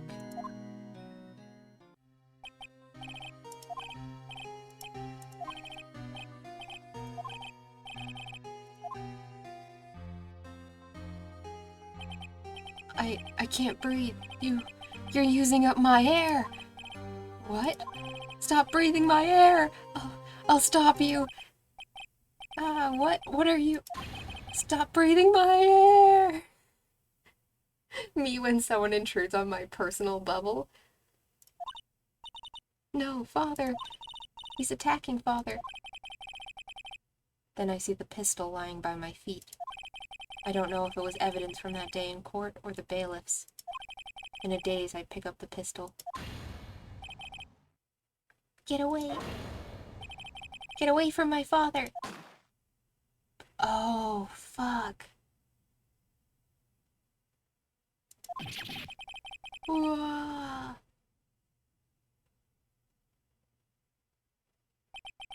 And with that scream, I wake. It's a bone-chilling scream. A scream that has rung in my ears for the past 15 years. So he threw the gun and it went off by accident and shot his dad? Shit. I thought this was bad enough for Edgy already. Yeah, that's probably not completely accurate to what happened. Like, I'm sure there's something we're missing still. But, man, I don't know. But, that's just a dream, right? Right? That thought is the only thing that has kept me sane for the last 15 years. But what if I'm wrong? What if it's real? They say that sometimes people shut out memories in self-defense. Maybe it was I who killed my father. What? If you think about it that way, this letter makes sense. Get your revenge on Miles Edgeworth. Think about it. Yogi was really innocent. That's why he wanted revenge against me. Wait, Edgeworth, you mean... It was me. I was the true criminal of DL6. I shot my father. We don't know that for sure. You passed out from oxygen deprivation, dude. Like, it's entirely possible you threw the gun at him, and then he picked it up and still shot your dad. Like, you don't know. This is bad. What are we going to do, Nick? What can we do? Yeah, that's not something you say with a camera and a cop behind you, for real. I don't know. I don't think there's anything we can do, like it or not. If there's someone else who knows a lot about the DL6 incident, maybe. There is, Nick. There is someone else who knows about DL6. Is it Grossberg? I was gonna say Polly, but it's probably Grossberg, right?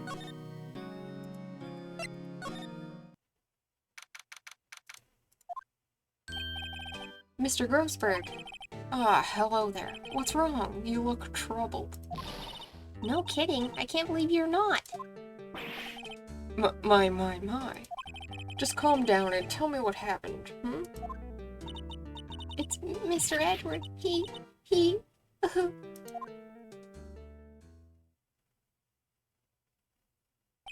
I see. So, Edward dreamt he shot his own father. It's only a dream. Only a dream. I wonder. What? If that's the case, then why do you two look so troubled, hmm? Well... Also, consider this.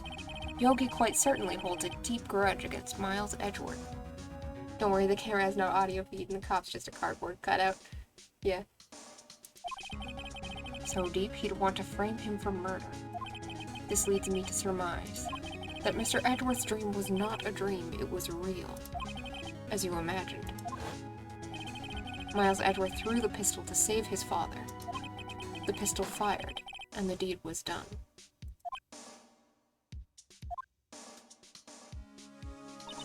No, I don't believe it. Yogi was suspected of murder, and his career as a bailiff was irrevocably wrecked. Thus, he sought revenge on Miles Edgeworth. This was his last chance, of course, with the statute of limitations so close. What do you know about Edgeworth's father? He was a defense attorney without peer. It sounds trite, but it's true. Well, he may have had one peer now that I think about it. Your mentor, Mia Fey. Can we see the court record, for sure? We have the autopsy report, the lake photo, Misty Fey's photo, the map, one bullet, the pistol, the parrot, case file, the photo, and the letter. There is one thing that bothers me about this. Why is he slumped on the left side if there's a bullet hole in the door?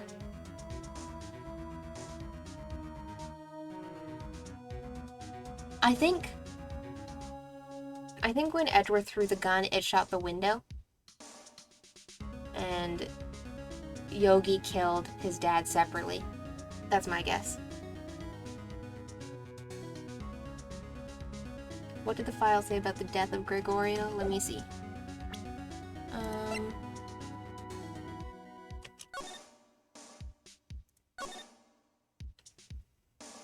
One bullet found in the heart. The murder weapon was fired twice. Okay, yeah. So I think Edgeworth threw the gun, it shot out the window. Yogi picked up the gun after it fell, and then shot Gregory. That's my guess.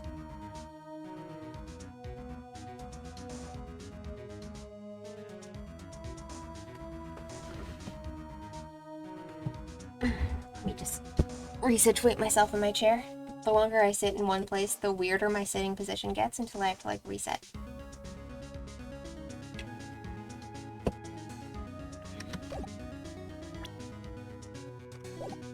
My sister? Gregory Edgeworth was very disapproving of Mr. Von Karma's techniques. That's no surprise. Von Karma is an extreme man. Forged testimonies and evidence are nothing to him. The result, he has had a perfect win record in court. To beat him, Gregory Edgeworth tried to call attention to his methods. And? He lost, and died in despair, as it were. Okay. A little brutal there, Grossberg, but sure. I see. When Gregory Edgeworth was killed, the police called on a spirit medium. Yeah, because, if the bullet stopped at the heart, then how is there a hole in the window? Exactly. And the gun fired twice, so.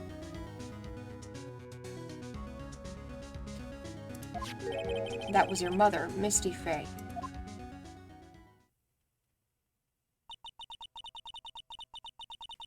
I am Gregory Edgeworth. I have been killed. The one who shot me was the bailiff, Yanni Yogi.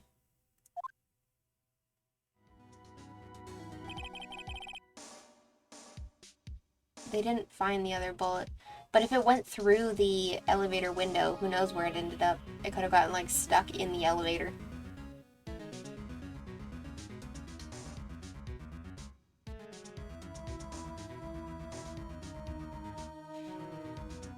Yet Yogi was found innocent.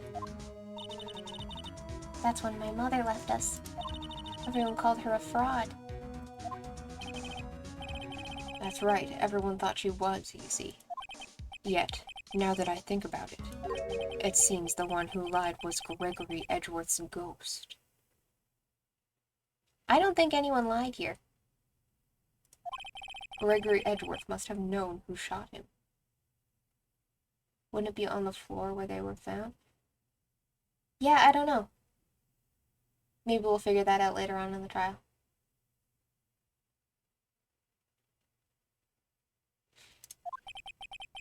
I don't believe it. So you're saying he falsified his testimony? That Edgeworth's dad lied to protect his son? It's only a possibility, mind you. But a possibility nonetheless.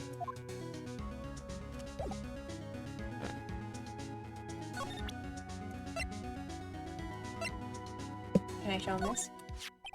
Oh ho, so this is the letter. It does seem that Yogi was following this letter when he killed Hammond. But why kill Robert Hammond? Hammond was a skilled defense attorney, but he defended clients not for their sake, but for his own. Huh? His own sake? He never trusted his clients, that one. The only thing he trusted was his own ability. But he got his clients found innocent, so why should it matter? Actually, my dear, it's quite different. He won that innocent verdict for no one but himself. Yogi was a free man, but socially he was ruined. Huh? You'll understand soon enough. Wait. What is it? This letter. I've seen this handwriting somewhere before, a long time ago. Whose handwriting was it? Do you have any idea who wrote this? I think it was Von Karma. Could it be Manfred Von Karma? Von Karma? Why would he have something to do with this? Well, I'm not sure. Von Karma. Von Karma. Wait, you're right, my boy. This is Von Karma's handwriting, I'm sure of it. It is him! I knew it was that bastard.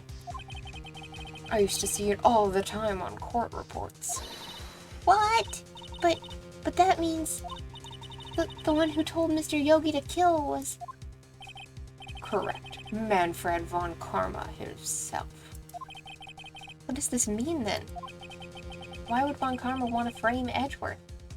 Because he hated his dad? I don't know.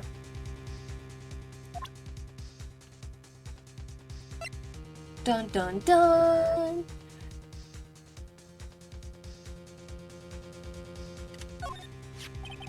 This incident took place 15 years ago tomorrow. So tomorrow we'll see the completion of not one, but 2 trials. All thanks to the statute of limitations. However, I'm afraid the damage the DL6 incident has done will never be eased. Okay. Do you want to talk about Polly? Okay. She was a beautiful woman. I'm truly sorry about what I did. Huh? Sorry about what? I think I'll stay out of this one. Okay?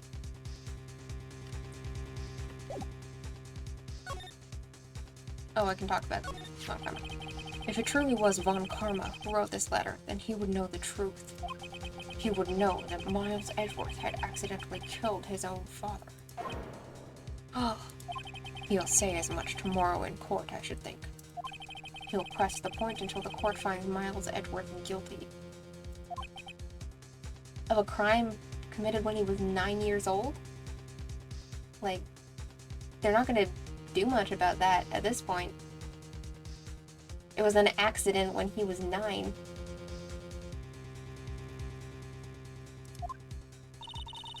But how could Von Karma know about Edgeworth's past like that? Even Mr. Edgeworth thought it was just a nightmare.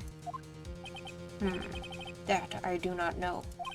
Yet I do know that Von Karma is both persistent and a perfectionist. Accidental murder is still murder, yeah, but like, the sentencing for it is way different. Especially when it's a minor. He may be seeking to satisfy a grudge against Gregory Edgeworth by hurting his son. What do you mean? It was 15 years ago. Von Karma met Gregory Edgeworth in court, and Von Karma did win, but he didn't make it through the trial unscarred. What happened in the trial between Edgeworth's dad and Von Karma? Von Karma got the guilty verdict he wanted. He won the trial. But Gregory Edgeworth accused Von Karma of faulty evidence. And though he lost the trial, Mr. Edgeworth's accusation stood. Faulty evidence? It was the only penalty Von Karma has ever received in his career as a prosecutor. Gregory Edgeworth dealt a blow to his perfect trial record. Wow. It must have been quite a shock for Von Karma.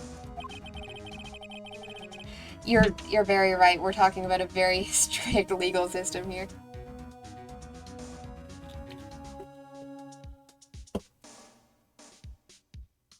He took a vacation for several months after that, you see. A vacation? Yes, an unusual event for the man. That was the first and the last vacation he's taken in his many years of prosecuting. One vacation in 40 years? Damn. Really? He doesn't take vacations? Like, go to the sea or to the mountains? Don't tell me he's never been to Europe. You have strange ideas about vacations, Maya. In any case. I'd take a month too, then yeah. That was the only time he took a vacation from work. I believe the penalty upset him quite a lot. Odd. If he wanted to keep a perfect record so badly, why would he take such a long vacation? What do we do, Nick? Von Karma's gonna bring up DL6, you can bet on it. What if Mr. Edgeworth pleads guilty to DL6? I won't let him. Yes, Mr. Wright. I hate to say this, but even accidental murder is murder, you know. Diamond calling it again. I know that. I just believe in Edgeworth's innocence. I can't believe he'd kill someone.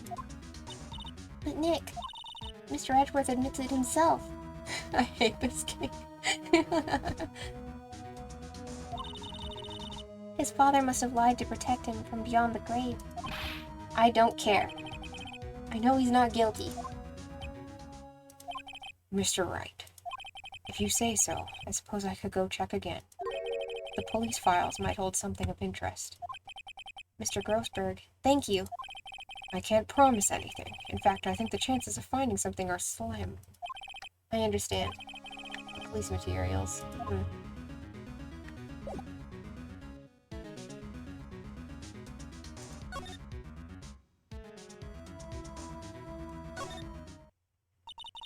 One day left, Nick.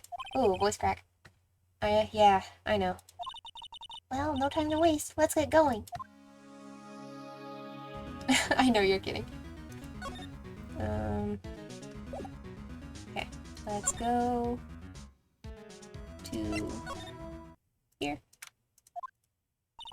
There's hardly anyone here. Everyone must be out looking for the old guy, Yogi. Oh, it's you.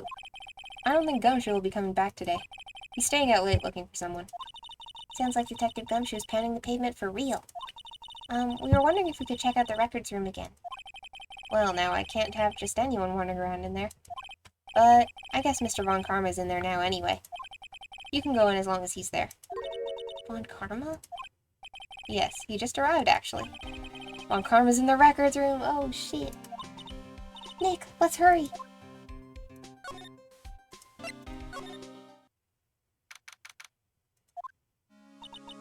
Dusty as always. We were only here just yesterday. I'm sure they just haven't had time to clean. What's wrong, Nick? Nothing. I was just noticing that he isn't here. Von Karma. Aw, man. I wanted to talk to him outside the courtroom. Or do I?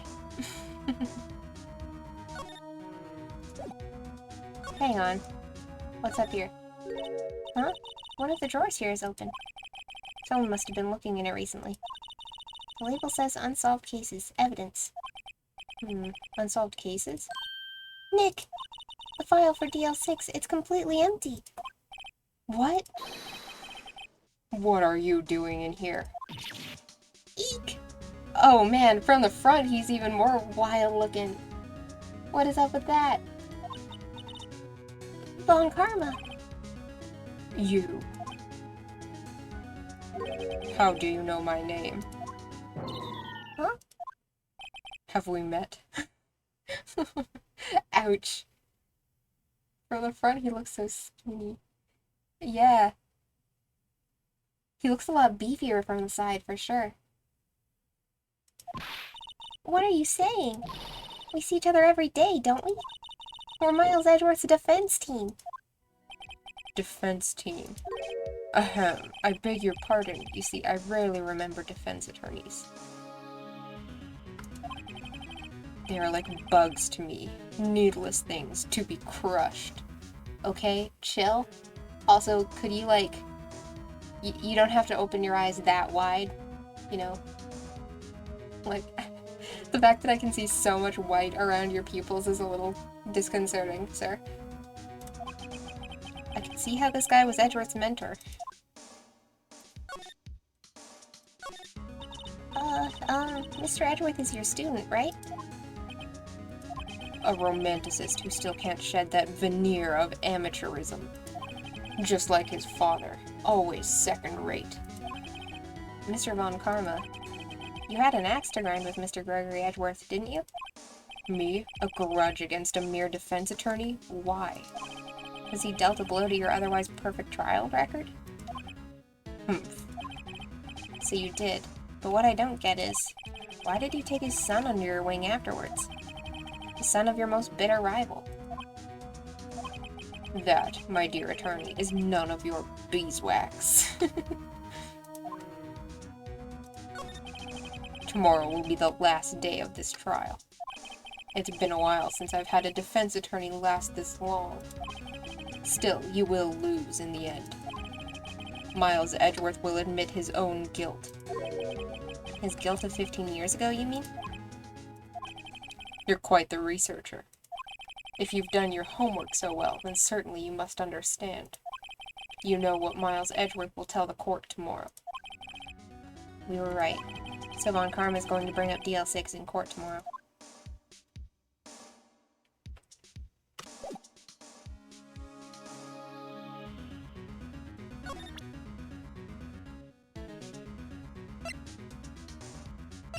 Do we want to tell him we... Mr. Von Karma, have a look at this. This was you, wasn't it? You instructed the Ani-Yogi to commit murder. The Ani-Yogi. How many years has it been since I've heard him called by that name? He's a fool. I told him to burn it after he read it. So you admit it? You wrote Mr. Yogi this letter. Yes, my dear defense attorney. Thank you for taking the trouble to bring it to me. I knew this was a bad idea. I shouldn't have given it to him. You've saved me from a lot of needless hassle. What? Nick, what is that thing? Oh shit, he's got a taser! A stun gun for self-defense, usually. Why is this scarier than the Mafia?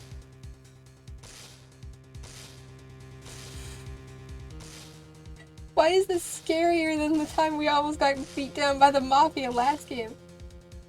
We need this to happen to progress, yeah. But like... Indeed. 600,000 volts will course through your body like a dog touching an electric fence. What the fuck? Bro? 600,000... Oh, don't worry. People don't die from it, usually. Shit! Bro's about to kill us in the records room! What the fuck? That's a lot of volts indeed. No, give me the letter. No! No! Whoa, what are you... Nick, run! No! Not our baby girl! Maya! What? We both got tased! Shit! Bro assaulted a minor?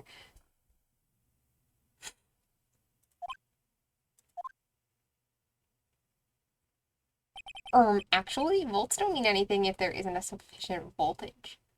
Thanks, Cap. Ugh, he got us. The letter's gone, of course. Wattage. Okay. And he took the DL6 evidence, all of it. Shit. Back to having no clues. Wait. Maya jumped first. Maya, is she okay? Maya!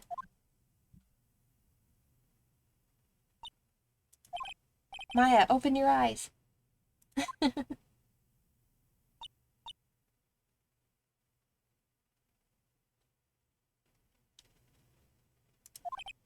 Yeah, I know, she's like 17, I think.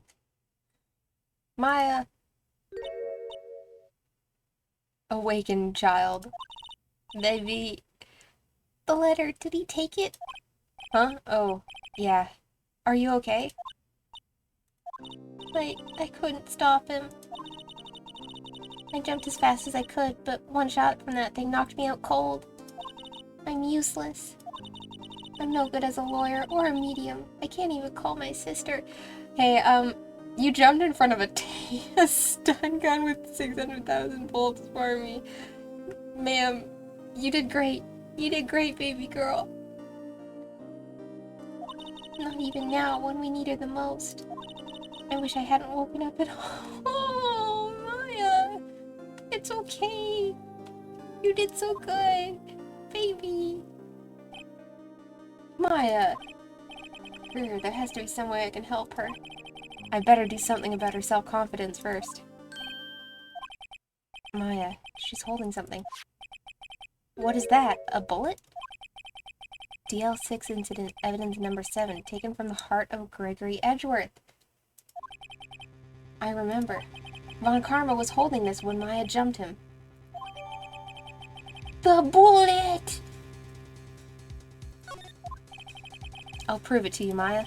You're the most definitely not useless. I'll prove it to you in court tomorrow. Oh, shit.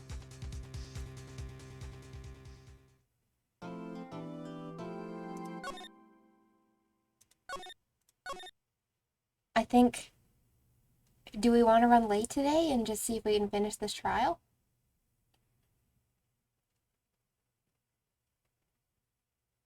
I think we've got to try to finish it. I'm too invested now. I can't just stop.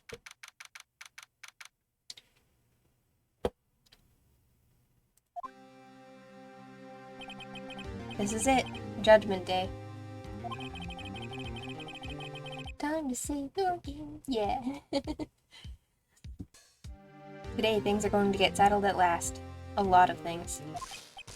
Wah! What's the big idea? Sorry, Nick. I only touched your shoulder. I guess the shock hasn't worn off from my run-in with the stun gun yesterday. This happened to me, ended up with a 7-hour stream. Yeah, that's what's gonna happen to us. No cliffhangers today. Anyhow, today's the last day of the trial. Good luck, Nick. Yeah, thanks, Maya. She has powers now? She's always had powers. But not Aluman powers before. Usually she just summons ghosts. Just conductive. I mean, we also got shocked, so like... Oh, yeah. I guess we're mutually exchanging voltage. Edgeworth is looking glum as always. Hope Von Karma doesn't push him too hard. Whoa! Wait, oops. What are you doing? Sorry, I'm sorry. I just thought I'd cheer you up with a pat on the back.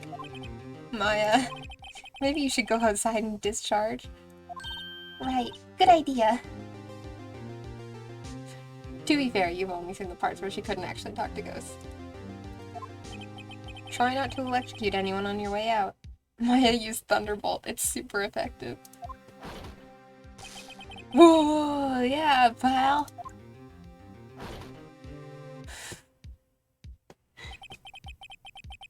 What's gotten into that girl?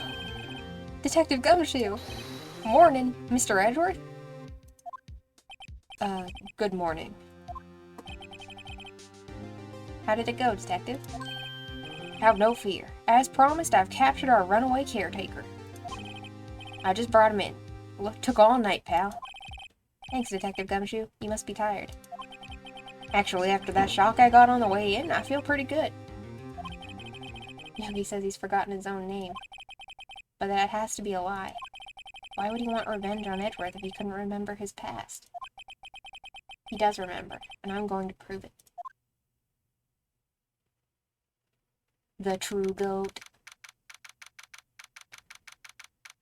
Here we go. Last day.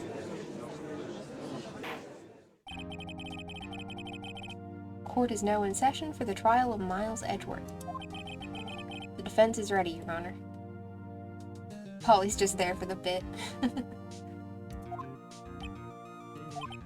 The prosecution is ready. Right. Very well. We have reached the final day of our proceedings in this trial. I ask that the prosecution submit decisive evidence. Understood.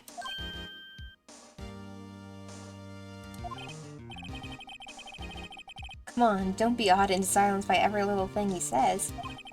Very well, Mr. Von Karma, your opening statement. Right. Thanks to Detective Gumshoe's efforts, the boat rental shop caretaker has been arrested. In yesterday's trial, the defense asserted that the caretaker was the murderer. However, the caretaker has yet to confirm this. I would like to ask the defense to cross-examine him as much as necessary. Very well.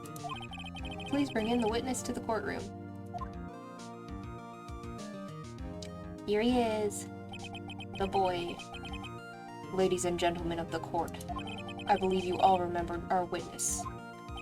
He lives in the boat rental shop on the lake, from where he witnessed the incident. In addition, he has currently lost memory of his name and identity. Witness, why did he run away yesterday? The witness was not running away, as he will now testify. I see. Very well. Please begin your testimony.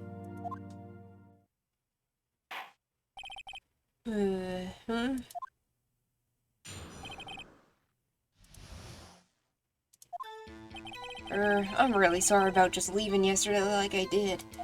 But I wasn't running away or nothing. I, went to buy some food for Polly, you see? I figured I got nothing to do with this incident anyhow. I mean, I need one of those motive things, right? And I don't got one. So, my testimony yesterday stands as is.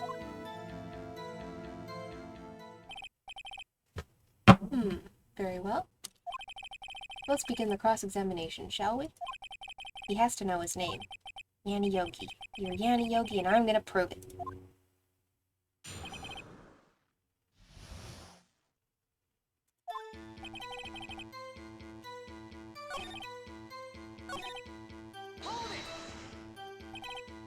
Who? Well, Polly's a bit of a gourmand, you see. She only eats these high-quality bird pellets from France. They only have them in the big pet shop downtown. But you weren't arrested until this morning. Why didn't you go back to the caretaker's shack? Well... Sounds like a romance drama movie title, it does. I kind of got lost, you see. The witness has trouble remembering things sometimes. When the police apprehended him, he was on his way back to the shack. Yeah, right. Nice try, Von Karma. No one's going to believe that. I see. So he was lost. Please, Your Honor, come to your senses.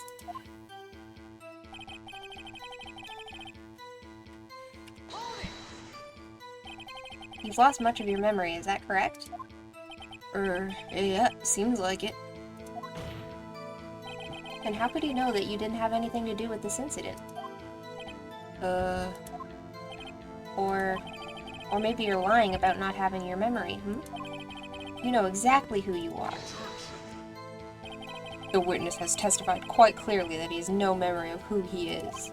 If you claim he's lying, then show the court proof. How am I supposed to prove what's going on in that old codger's head? That's impossible. I'm glad you've come to your senses, Mr. Wright. Very well, witness. Please continue.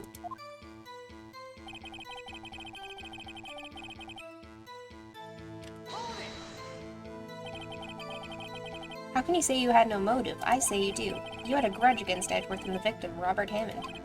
That's why you took revenge on them, right? Please don't make me repeat myself, Mr. Wright. This witness has no memory of anything beyond several years ago. He can't hold a grudge. It's impossible. I have to prove he's lying about his memory. Otherwise, it's going to be the same thing over and over until the trial ends. Might I say something, Mr. Wright? Yes. Yes, Your Honor? You've been saying the same thing now over and over. You've been calling the witness's memory of the past, or lack thereof, into question. But does this really have anything to do with the current case? Of course, Your Honor. The witness has said he has nothing to do with this case and no motive. Both of these statements are lies!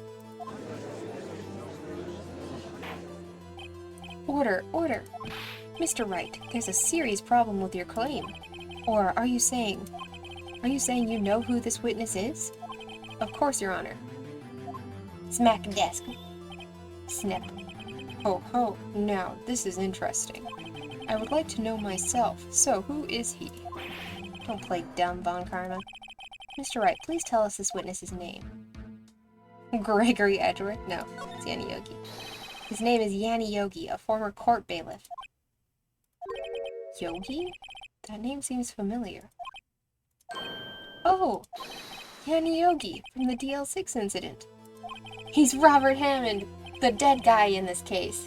He's the victim! It figures the judge would have heard of it. It was such a famous case. Hang on, I just want to look at the court record real quick and see what we have. Okay, I thought he would have taken the photo and stuff too, since it said he took all the evidence, but I guess he just took the letter off of us and the evidence from the drawer, so we still have what we had. And we have the billet. Okay, cool. But what does this mean? Your Honor, if this man is Mr. Yogi, then he has a clear motive. Tisk, tisk, tisk. I've been doing a lot of tisking today. That dumb little face he makes. Jumping to conclusions again, Mr. Wright. This man, this witness, is a Yanni Yogi? Fascinating. Objection, nuh-uh. However, how do you propose to prove this to court? This is a court of law, as you may recall. You need proof. And allow me to repeat once more that the witness has lost his memory. Oh, beans. Hang on. Oh, no, I'm alive.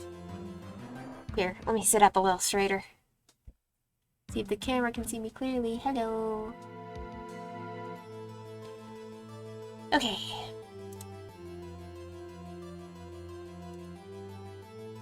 This is it. I have to do this now. I can't prove he's Yogi right here, right now. And I've got nowhere else to go. Nick, how are you going to prove it? How can you prove that he's Yanni Yogi? It's okay. It's actually quite simple. Your Honor, please take this man's fingerprints. Then we'll compare them to the fingerprints on file for Yanni Yogi 15 years ago. I see. That makes sense. Tisk, tisk, tisk. Huh? I'm so very, very sorry, Mr. Wright. Why? The witness has no fingerprints. What the fuck? What? No fingerprints?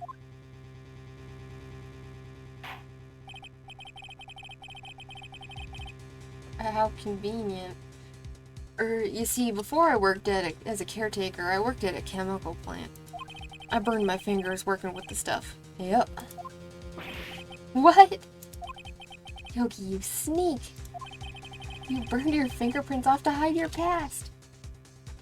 Yeah, how does he remember that? Well, if the witness has no fingerprints, I guess we will not be able to prove his identity. What about, like, dental records and shit? No? Yeah, he always seems to know where we are quite conveniently after waking up from his naps. No. Tisk, tisk, tisk. Well, what will you do, Mr. Wright? It seems that the case has been decided, no? No! I know what happened. I know everything. I am omniscient. I just can't prove it. But no, I can't let it end like this. I can't lose. There has to be another way. There is no one who can testify as to who this witness is. No one. Nick, what are we going to do? I didn't even consider that he might have erased his fingerprints. What do I do? Tisk, tisk, tisk. So much tisking. Well, Mr. Wright? Perhaps you'd like to cross-examine his parrot for a little His parrot! His parrot knows who he is! Yeah, very funny. You're a sore winner, Von Karma. Wait a second. Cross-examine his parrot? Yeah! What is it, Nick? No, you're not going to... Your Honor. The defense would like to take Mr. Von Karma up on his proposal. Take Mr. Von Karma up on my proposal? Exactly, Your Honor. I would like to cross-examine the witness's pet parrot.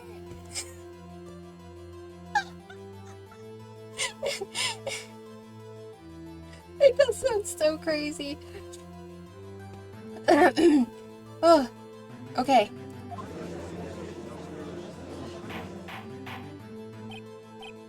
Only an ace attorney. For real? Order! Well, what do you think, Mr. Von Karma? Need you even ask? This is a farce. I object. Wait a second. You were the one who suggested I cross-examine the parrot, Von Karma. I have a right to do as you suggested. Oof. Well, if you're so desperate, then please be my guest. Parrot's gotta have some good points. Of course, should you go through with this, and nothing comes of it, then I hope you're ready for the consequences. Nick, this is crazy. Well, still want to go through with your little game? Yes. Yes, we're absolutely cross-examining this parrot. Poop all over the witness stand. Let the parrot take the stand. I will cross-examine her, Your Honor. This is the most ridiculous thing I have ever heard. Von Karma's rigged every person's testimony, every piece of evidence. Except the parrot. She's my last chance. Write a court summons for a pet. At least, I think so. 1 second, I need a fisherman's friend. We're hitting the point of Ace Attorney voicing where my throat's starting to hurt a little. There have been a lot of "it's my last chance." Yeah. Phoenix always flies by the seat of his pants. Bailiff, bring in the parrot. There she is! That's quite a bird. Please tell us your name. Name. The witness is ignoring me. Must hurt to be ignored by a bird. Ahem, very well, witness. Who is your owner? Please, testify for us.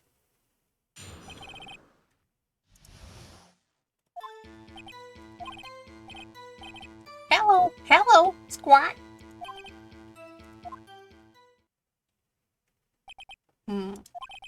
Certainly the most concise testimony we've had so far. Very well, begin your cross-examination. Right. What are you going to do, Nick? I don't know. Judge feels bad, man. Well, it's because no one's talking to her, right?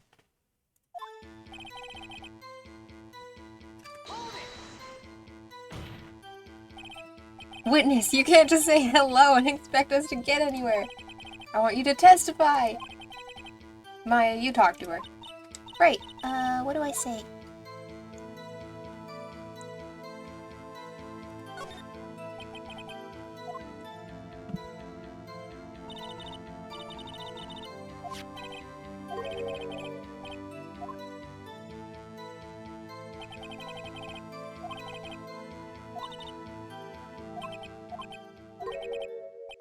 Hello, squawk.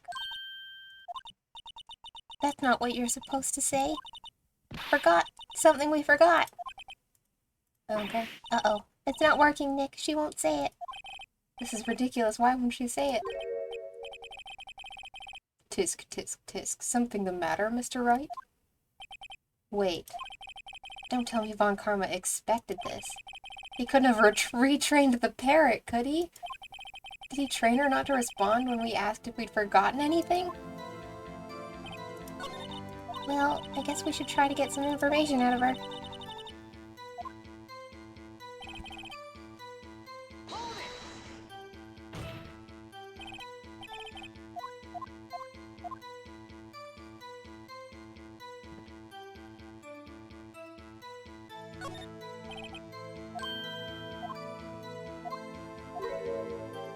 One, 228, 1228.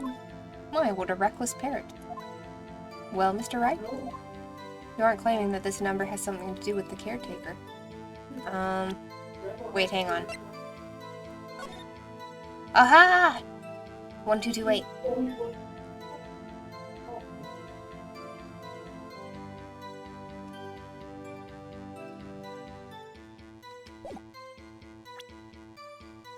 Apparently my dad is home.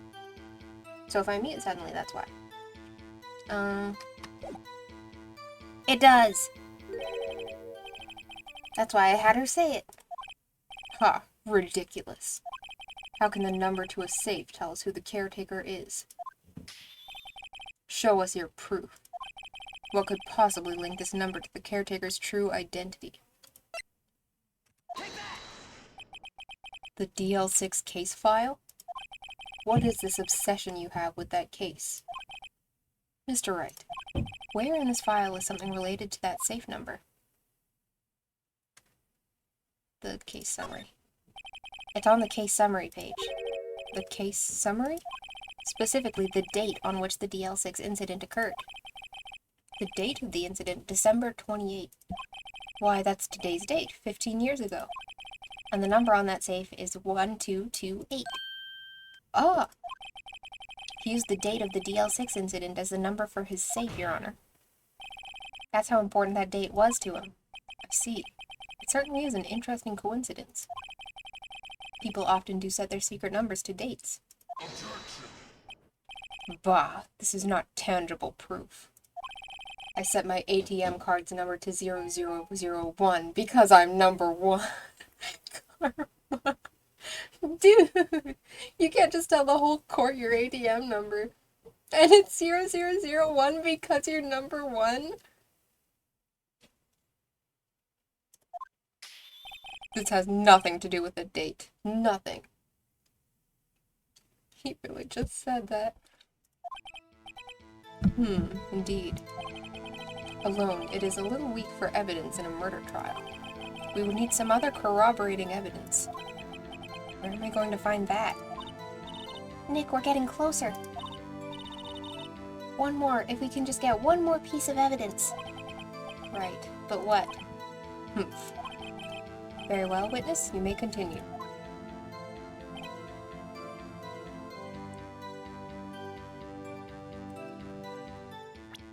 Can we present something?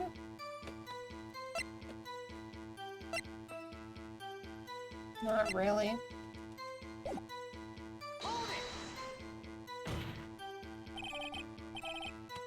Wait, what am I checking?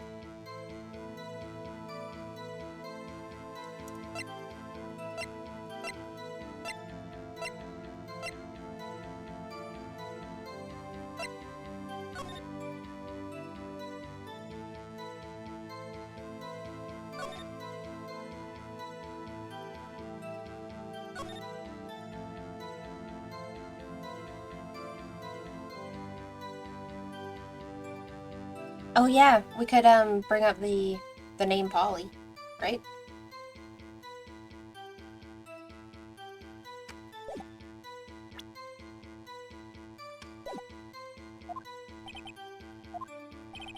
Frankly, I can't believe that you're speaking to the parrot.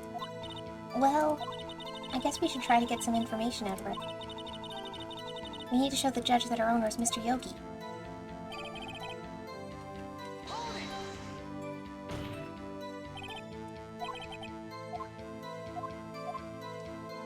What's your name? Polly, what's your name? Polly, squat. Mr. Wright, I think we've established that this parrot is named Polly. Does this have anything to do with her owner's identity? Of course it does. Yes, it does. Ha, fascinating. You claim that the parrot's name will prove her owner's identity? Then show us this proof. Nick, don't you think you're taking the bluffing a little too far? Listen, we're not here to answer the question of who is the caretaker. We're here to prove that he is Yanni Yogi. All we have to do is tie the name Polly to Yogi. Your Honor, the proof is that the parrot's name reveals the caretaker's identity is DL6 case file. The DL6 case file? That's quite a large file you have there. Which page is this proof on, then? Show us, or we stop wasting our time. Very well. Mr. Wright, please show us the page. Where in this file is the information connected to this parrot's name? Suspect data. It's on the suspect data page. This page has all the information about Yanni Yogi. Quite a large file, a whole 3 pages. It's a lot to go through. And each one has like 2 sentences on it. That's so much sentences. Right after he was arrested, his fiancée committed suicide, see? Indeed, it does say that, yes. What was his fiancée's name? Polly Jenkins. Polly! Exactly, Your Honor. He wanted to remember the name of his fiancée who had committed suicide. That's why he named his parrot after her. I see. I guess that is possible. Bah, a mere coincidence, that's all. My granddaughter has a dog she calls Phoenix. Well, Mr. Phoenix Wright, does this make you my granddaughter's fiancé? She's only 7 years old! That's enough. I think we've reached a conclusion here. This is a mere coincidence, that's all. True, that is a possibility. However, two coincidences at the same time seems more like a pattern to me. What are you saying? Summon the caretaker of the boat shop. Immediately.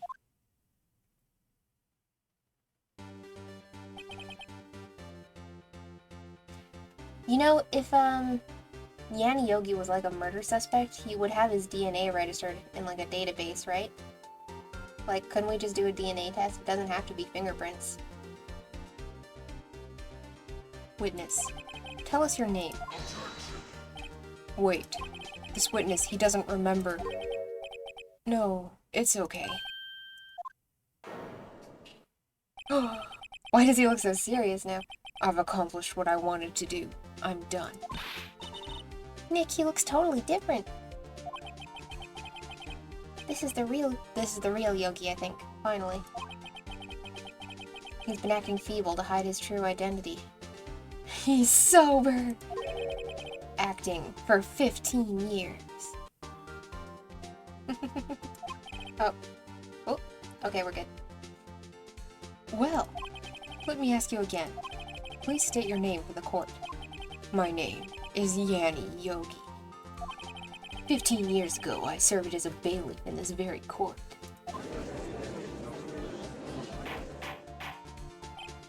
Order, order! Yanni Yogi, so was it you who killed Robert Hammond? And tried to frame Miles Edgeworth for his death? Yes, it was me. I did it. They put me on the witness stand 15 years ago. Robert Hammond, he said I was mentally unsound. He told me it would make me innocent, get me off the hook. So, I pretended to have brain damage. I was innocent, really, but he didn't believe me. We won the trial, but I lost everything. I lost my job, my fiancé, my social standing. Then, this year, 15 years later, a package arrived. It was a letter and a pistol. The plan was written out in careful detail. It was a plan for me to take my revenge on the people who ruined my life. Yes, I did it at the order of Von Karma. I didn't care who had sent it. I thought this was my chance. After 15 years, this was it. Finally, a chance to have my revenge on Robert Hammond and Miles Edgeworth. Oh, fuck, I clicked off the screen. I have no regrets. Wait just a moment. Revenge against Miles Edgeworth? What do you mean? I'm not at liberty to speak on that matter. Why don't you ask Mr. Edgeworth yourself? Anyway, I admit it, I was the one who killed Robert Hammond.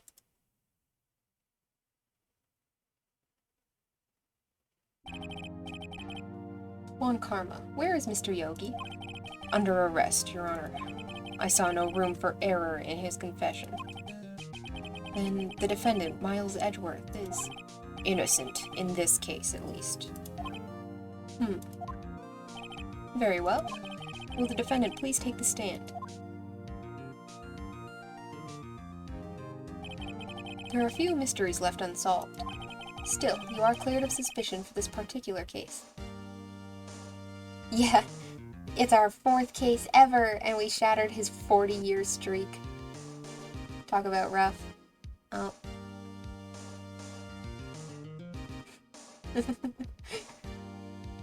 Old man with 40 years of experience under his belt versus little guy who was in a class trial once.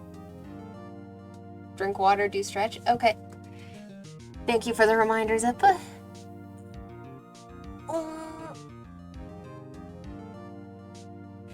Do a little stretch. Crack my spine like 7 times. Ugh. Feels good.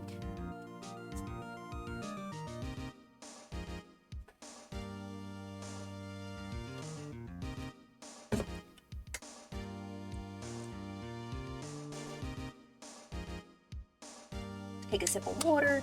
All right.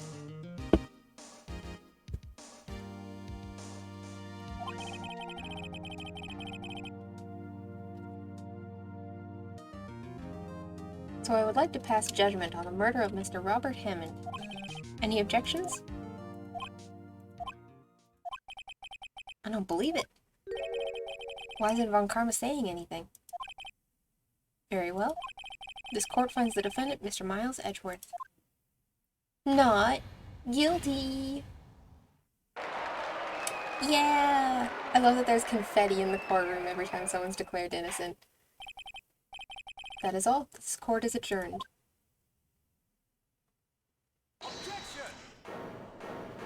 No, buddy. Edgy. Now isn't the time. We were doing so well. It wasn't Von Karma. Wait, but that means... No. Edgeworth! Son of a bench. Your Honor, I object to your judgment. Bro. What do you mean? I'm not innocent at all.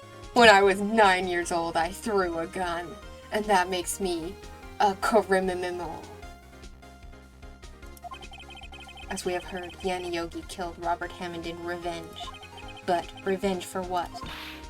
Nick, Edgeworth is trying to confess. He's going to say he's guilty. He's going to tell them he was the murderer in the DL6 incident. He's going to tell them he killed his own dad. And you just said it all out loud. Uh-oh, what do I do?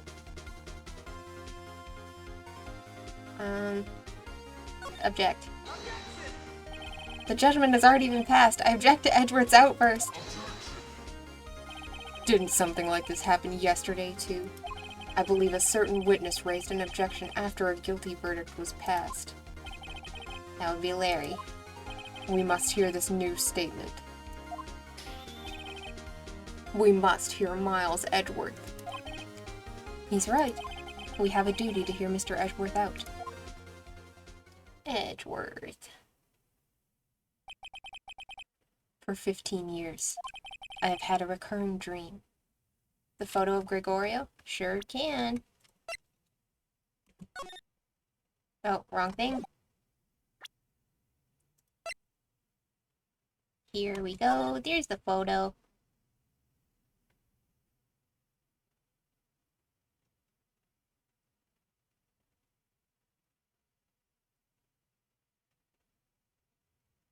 There's no blood or anything on the door to indicate he might have been shot there and then moved. I think he definitely died where he's sitting.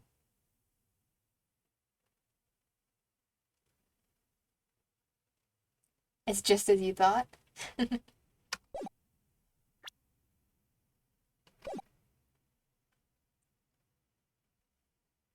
I can't believe he's gonna confess about a dream murder.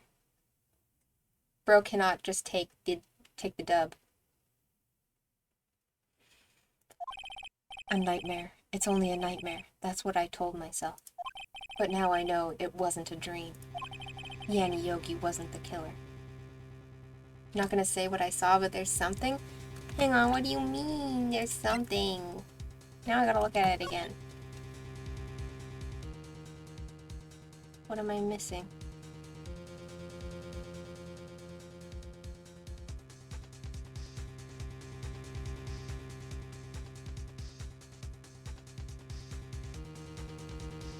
Huh.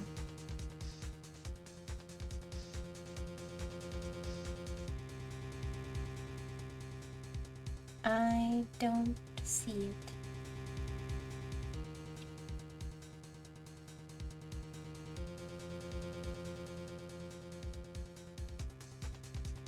Well, we'll get there eventually. Or I'll fuck up and die. Whatever. Yanni Yogi wasn't the killer. You mean in the incident where your father died? From the distance of the shot, it wasn't suicide either. Yeah, probably.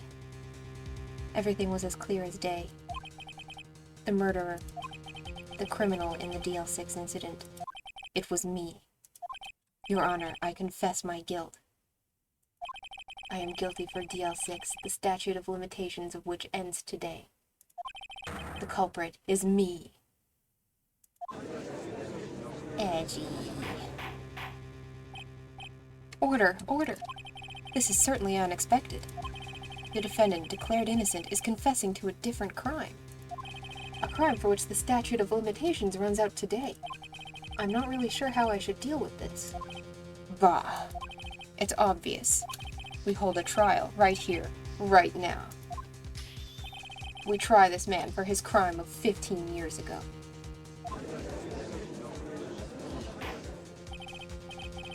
I think I would like to take a 5-minute recess. During this time, I will consider the appropriate course of action to take. Court is adjourned. The culprit is me, points at Phoenix. Right? Like, why does he point into the distance when he's like, yeah, it was me who did it. I'm sorry, Wright. I've just wasted all of your effort. Mr. Edgeworth, I just don't believe it, sir. I mean, you kill your dad? I didn't want to believe it myself, Detective. But it's the truth. I deserve to be punished. Murder is murder, no matter what the circumstances. I would argue that there was definitely circumstances there. Yeah. But sure, okay. This is crazy. Just crazy. Nick, what are you doing? Huh? Oh. I was just reading through the court record once more. I'm getting my case ready. Your case? For what? Huh? Isn't it obvious? I'm going to prove that Miles Edgeworth is innocent. What are you talking about, pal? He just admitted to it. He admitted to a hazy, oxygen-deprived dream memory. He confessed that he did it in court. I'm sorry, Edgeworth, but I don't believe your nightmare. What? It's just a dream. It's not real. The truth is right here in this court record. In any case, tighten your belts. The real fight is just beginning. I'll prove you're innocent. Trust me. Right. They're so gay.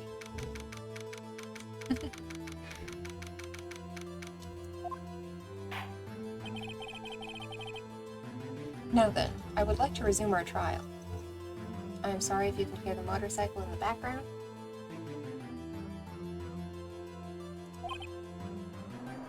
Judge, Miles Edgeworth has admitted his own guilt. He has confessed his crime. Let us begin by hearing his testimony. Then, though pointless, let the defense do their cross-examining. The statute of limitations on the DL6 incident runs out today. Narumitsu time, let's go! Though it's unconventional for me, I'd like to run this one by the book. I see. Does the defense have any objections? No, Your Honor. Von Karma, you knew this was going to happen from the very beginning, didn't you? Very well.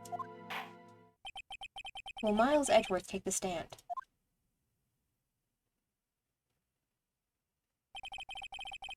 Will the witness state his name and profession? Miles Edgeworth. I am a prosecuting attorney. Mr. Edgeworth, 15 years ago, you mistakenly killed your father, Gregory Edgeworth. Yeah, of course he did. That's why he stunned you and stole all the evidence. Why do you think you were hit with 600,000 volts, buddy? It's not because he's innocent. Is this correct? It is correct. Then testify about this matter to the court. When Edgeworth was telling me about his dream yesterday, I noticed something. One detail didn't quite fit. That will be the key, but only if I can get it to work. Please, please.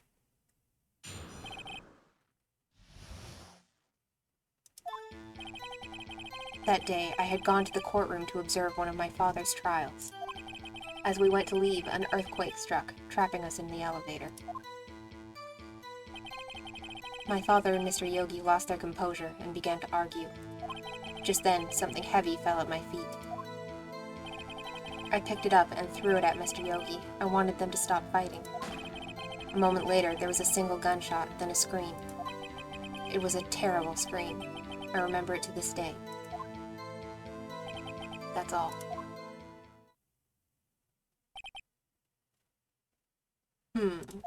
And until now, you thought this memory was a dream? But the gun was shot twice, so... That could have backfired so poorly. Yeah.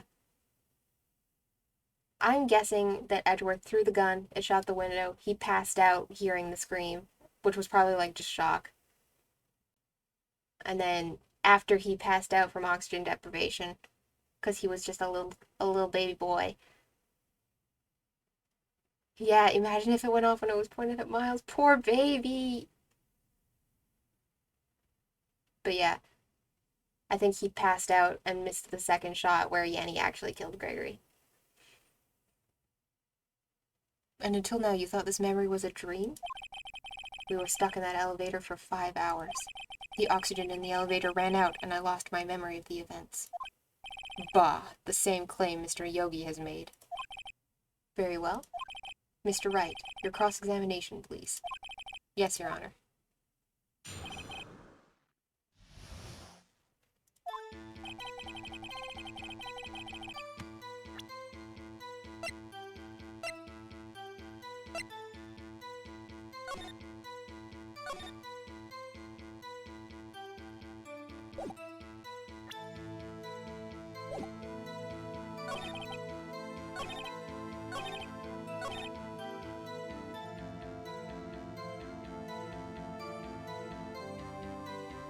Yanni confessed being innocent, but not believed by Robert Hammond. That's why he wanted revenge.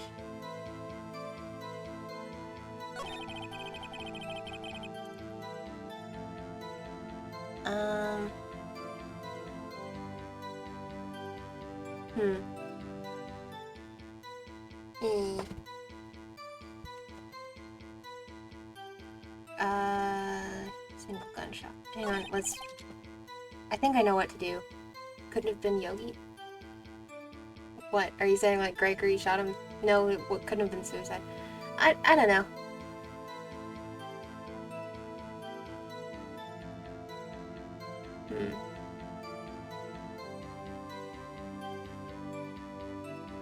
Weird.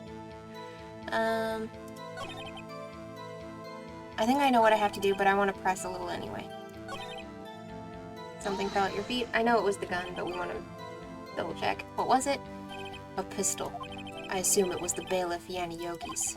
The safety must have come off when it fell from his holster. And you picked it up. What happened next? I'll let you think outside the box before... Oh. Oh! Wait. Hang on. Wait.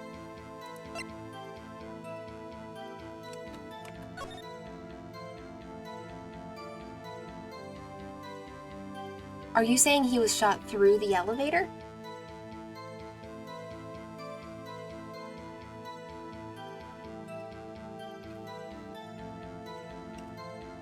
Huh.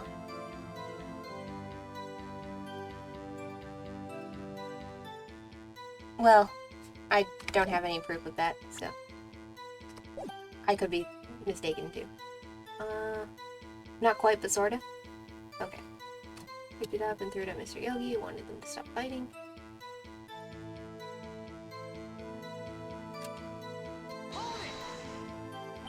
Did you know it was a pistol when you threw it? I think I knew.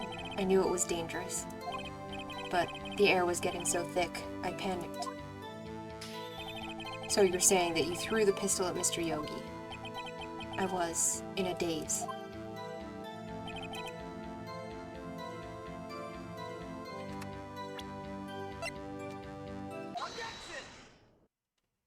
Are you sure you only heard one gunshot? Yes, I'm sure of that. I heard the shot and the scream. Then everything faded. I was unconscious until the rescuers came. I see. No, Your Honor, unfortunately you don't. You blind old idiot.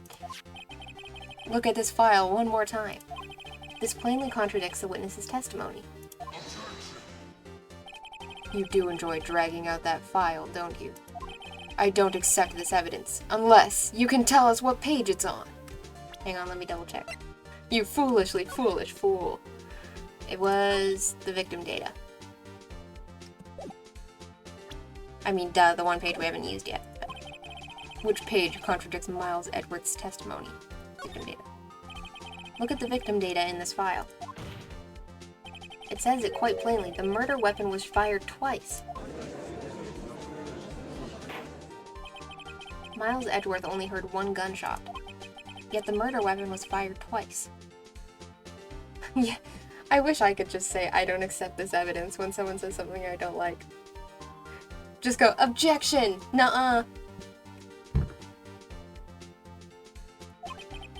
The first shot was the accidental firing when the pistol was thrown.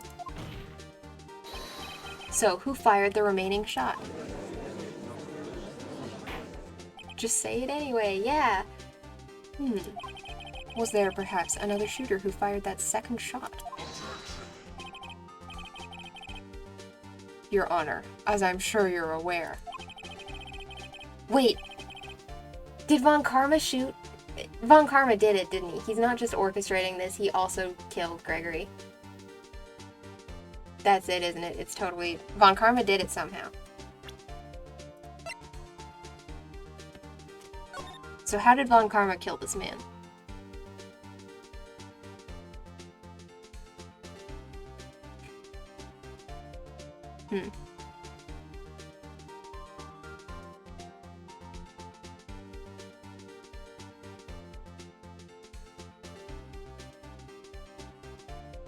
Not going to confirm nor deny. I'm pretty sure it's Von Karma. The incident occurred 15 years ago. The evidence is dated. The pistol did fire twice. However, we do not know when that second shot was fired. He would win by any means necessary, right? Yeah. And Gregory was the only defense attorney to ever put a stain on his record, so he has a motive. The answer might surprise you. Okay. It might have been fired the day before the incident. There is no proof that the second shot had anything to do with this incident. What? I see. You do have a point, Mr. Wright. The murder weapon was fired twice, as we have heard. Polly the parrot did it. One of those shots was fired by the defendant, a boy at the time. Do you have any proof that the other shot fired had something to do with the case? Do I?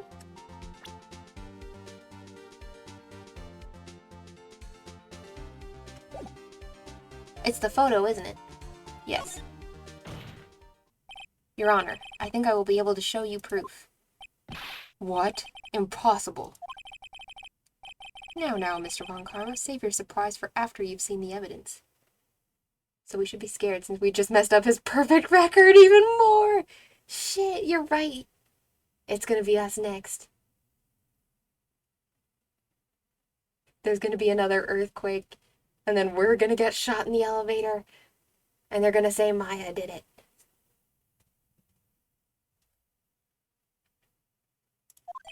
Very well, Mr. Wright. Show us your proof. Do you have evidence that the second firing of the pistol is related to this incident? I think it's the photo.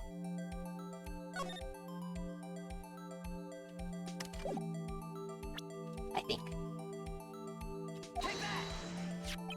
Look at this photograph.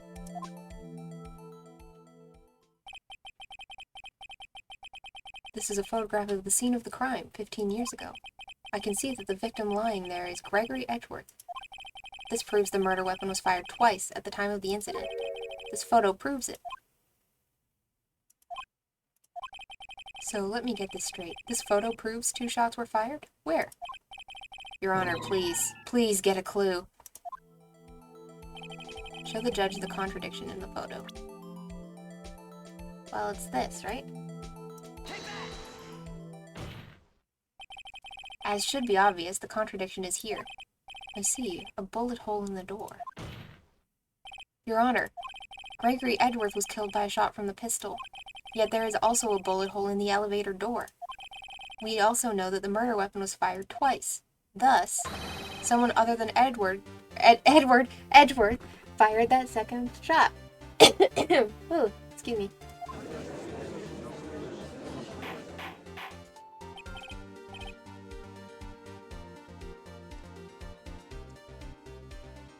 Order, order! Mr. Wright, what are you driving at? It's simple, Your Honor. At the time of the incident, 2 shots were fired. One went into Gregory Edgeworth's heart. The other hit the elevator door. And is that the bullet we have in our possession? No, that one came from Gregory. Yeah.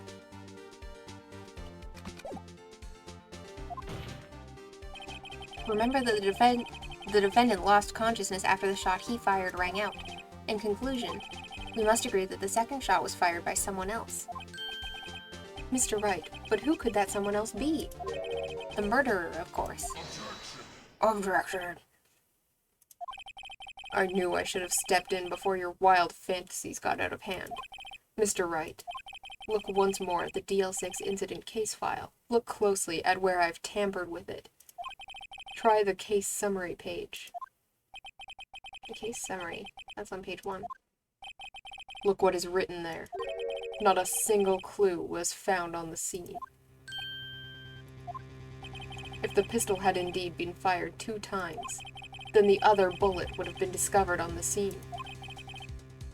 He does have a point. That second bullet has never been found. Why?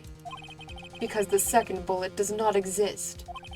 The bullet that claimed Gregory Edgeworth's life was the one fired by his own son. That is the truth of this matter. The whole truth. Then why... the bullet or not, how do you explain the bullet hole? It was undoubtedly something else that made that bullet hole in the door. Something else made that bullet hole. I admit it was a bullet hole, but it couldn't have been a bullet. I wonder where the second bullet is. You're just saying shit now. You're just saying shit to make me paranoid, to make me look at the picture again.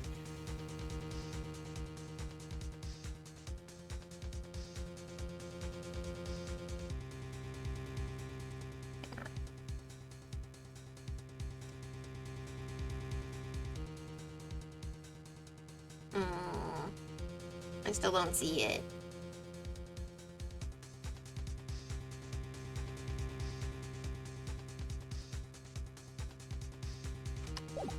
Mr. Edward eated it.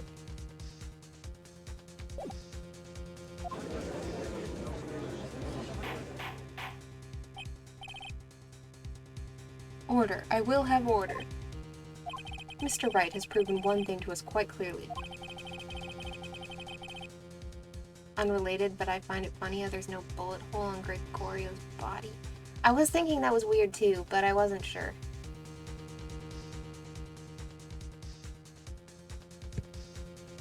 But the murder weapon was fired twice at the time of the incident. However, as Mr. Von Karma says, the second bullet fired was not found. It is highly unlikely that the police merely overlooked this second bullet. Artist for gore. Yeah. Hang on, we're looking at it again. I wonder if maybe it's like covered by... No. Yeah, I don't know. It might be like somewhere hidden in there, covered up by the blood, but yeah, I think the art is just for gore. It is highly unlikely that the police merely overlooked this second bullet. So, all we have left is the single bullet fired. I'm afraid I have to discount the defense's claim. Tisk, tisk, tisk. I praise the judge for his wisdom in this matter. Gah, how did this happen? I feel like we made a really good point. I don't believe that the second bullet didn't exist. Was I wrong? Have I been wrong about this whole incident? What are you doing, Nick? Why aren't you raising an objection? I'm sorry, Maya. What? It looks like I was wrong. Nick? If the second bullet wasn't there, then all my conjectures are for nothing. No, but you said you'd do it, Nick. You said you'd get Edward declared innocent. Love it that the prosecutors bootlick the judge when he goes against us. Yeah. And when the judge is with us, they, like, kick the judge in the head. I'm sorry. It's just, when I saw the photograph, I thought that 2 shots had been fired. I was so certain of it. I thought I'd won. I thought there was another person, someone else who fired the killing shot. But now I was wrong to think it could be that simple. This case has stood unsolved for 15 years. Nick. Well, it seems that we have finally cleared up this incident. Only one bullet was found at the scene of the crime. That shot was fired by Miles Edgeworth. Precisely. I would like to ask one thing of Miles Edgeworth before passing my verdict. Have you been paying attention to the trial so far? Yes, Your Highness. Your Highness? Ooh, where was my brain going? Yes, Your Honor. Do you have any objections? No. No, I do not.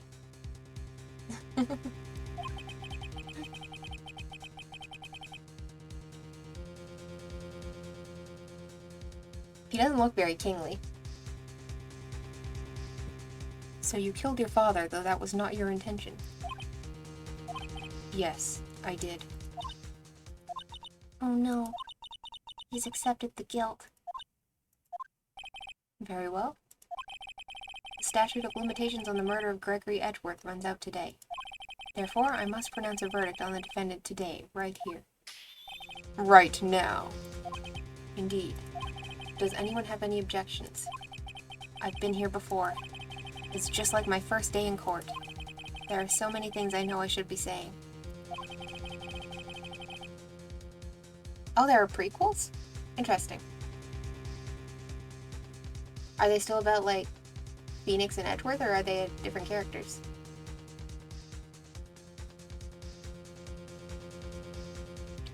But my mind's gone blank. I can't find the words. Mr. Wright, I have an objection! Your Honor. I object! Tisk, tisk, tisk. Ooh. Mr. Wright, on what grounds do you object? Feel more spin-offs, but technically sequels? Cool. I would like to. Oh, different Wright member. Interesting. This is the only game I really know, is the first one. And even then, like, as you can tell, I don't know it very well at all. But I know, like, some of the basics. Poor equal.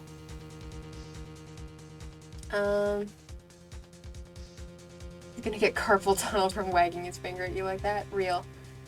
But, like, anyway, this is the only game I really knew, like, anything at all about. But I would like to eventually play all of the games in the series.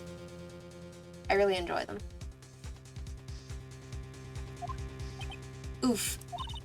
Nick? I don't know, his case is perfect.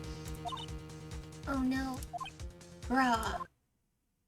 It must exist. The second bullet. The second bullet. You do have the trilogy, right? Yeah, that's what this is. So after this game, I might take a little break before we jump straight into the second one, depending on what you guys want. Ooh, nice. I'll definitely snag that then if I can. But yeah, we'll definitely play through the first trilogy at the very least.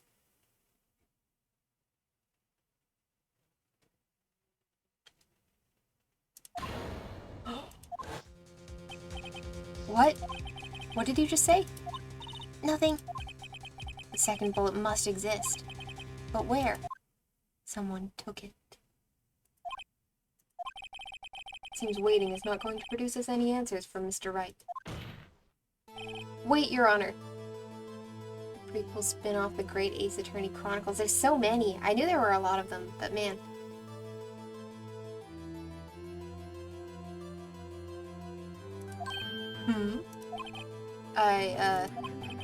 The second bullet. It existed. What? But we've just heard proof that it did not exist. I realize that, Your Honor. I'm really grasping here. It's just someone took it from the scene of the crime.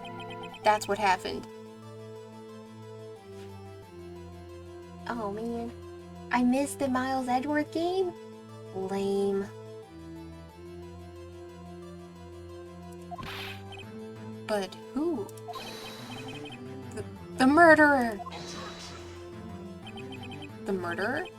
Then tell us, just who is this murderer? I'm still thinking about that one.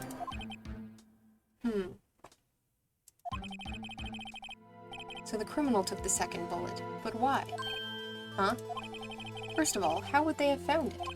It's not easy to find a stray bullet, Mr. Wright. Was there some pressing need for the murderer to search for that bullet? The murderer had to find it. Of course there was a need. That's why they took it. Bah, what possible reason could they have had? Well, the reason the murderer took the bullet away from the scene with them is the bullet would be proof. Maybe they thought the bullet would be used as proof? Proof? It was a special bullet, so they took it with them. If that was the case, then they should have taken the bullet from inside Gregory as well. Unless it came from a different gun, maybe. I don't know. It's you, Manfred. Huh? Why would they only take one of the 2 shots fired? Oh, right. Mr. Wright, have you really thought this through? I'm going to have to penalize you. Oh, shit. Ah, this isn't going so well. Murderer didn't need it, I guess? Why would the murderer have spent the time to look for that stray bullet? I haven't got a clue. What's wrong, Mr. Wright? Bah, the murderer had no reason to take that bullet. To discredit the second bullet fired through the window theory. You don't want to admit it, but it's true. Irk. Had to take it. Had to take it. The murderer? What does that mean? You're thinking too normal. Think crazy! Get wild! Go batshit crazy insane, Phoenix! Don't think why the bullet was taken. Think why the bullet had to be taken. Mr. Wright? Yes, Your Honor. I have no idea what I'm doing. Well, the murderer had no intention of taking the bullet from the scene. But, the murderer had to take that bullet. Had to, Mr. Wright? What do you mean? We had a parrot testify. Come on, man. Well, for instance, if the bullet was in them, did they get hit? Did one of the bullets hit them?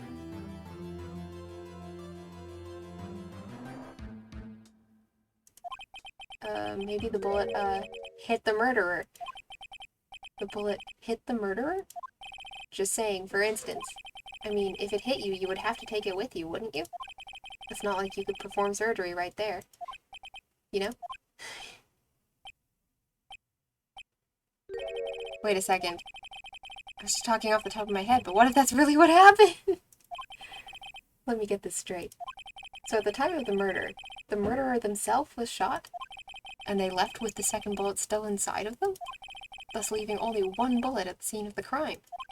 Yes. I guess that's how it would work, yes. But there's a problem with that.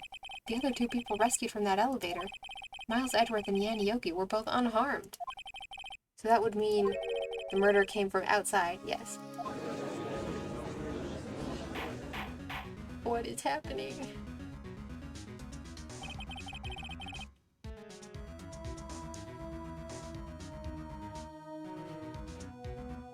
For instance, the stray bullet hit the murderer in a non-vital spot. Yeah, I'm thinking when Miles threw the gun, he did shoot someone, it just wasn't his dad.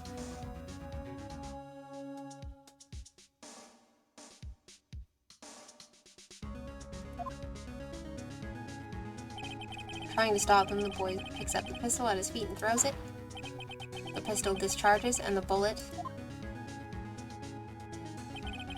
goes through the elevator door and hits the murderer outside. Boy loses consciousness. Then the murderer opens the elevator door and sees the men inside.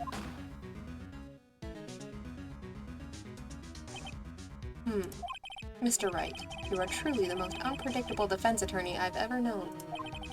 I can tell you're grasping, yet I cannot deny the possibility of what you say. What are you saying? Deny it! Deny it! No one involved with the incident was wounded. There was no murderer. No one was wounded at the time of the incident. He's right. I can't think of anyone. Hey, Nick. Huh? I just thought of something really crazy. Crazy? Remember what Mr. Grossberg said yesterday? Gregory Edgeworth dealt a blow to his perfect trial record. Listen, I have a 200% success rate. Real. Have I ever been wrong before? Wow. It must have been quite a shock for Von Karma. Crazy, I was crazy once. They locked me in a rubber room full of rats. I hate rats. Rats make me crazy. Crazy? I was crazy once. Anyway. It's an unusual event for... Oh, he took a vacation because he was recovering from a bullet wound. That's why.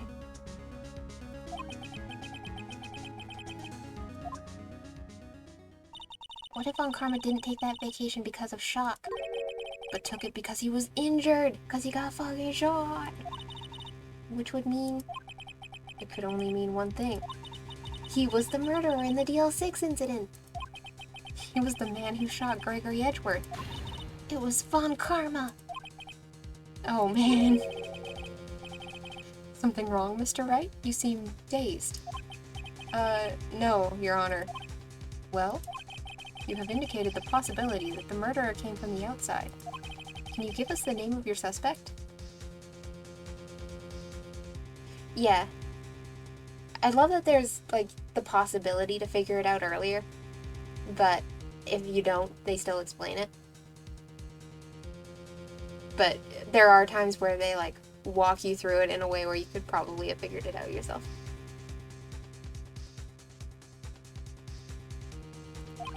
Uh-oh. Should I come out and say it now? I think we gotta just say it. Your Honor, there is a suspect. One lone suspect. Well, this is certainly interesting news. Very well, Mr. Wright. Who is your suspect? My hand is shaking. Knees weak, arms spaghetti. Von Karma. It was Yana Yogi. Von Karma? I love that he's still sitting there with his devious little smile. As if he hasn't just been accused of murder. You mean the Von Karma? The prosecutor? The one standing right over there? Bah. You don't object? I see no need. Why honor this ridiculous outburst with my objection?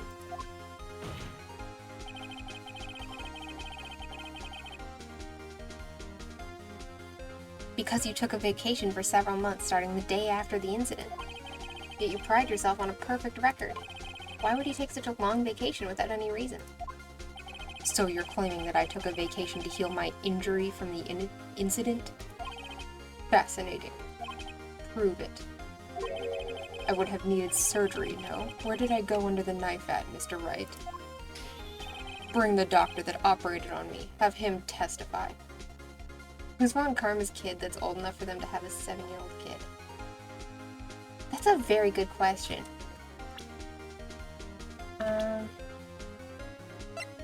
Von Karma's 65, so, like, it's definitely possible. But who's Von Karma's kid?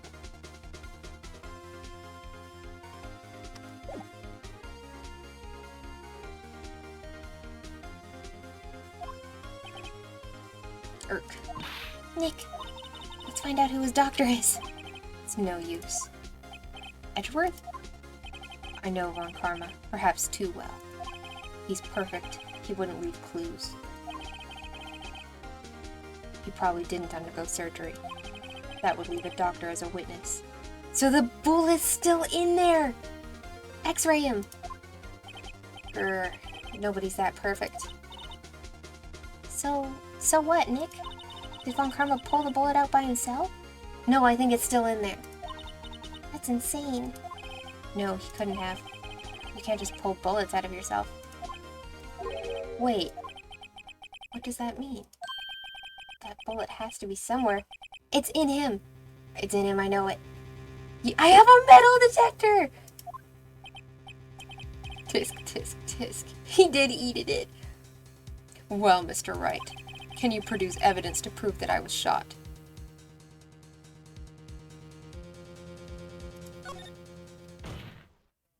Alright, Von Karma, I'll prove it.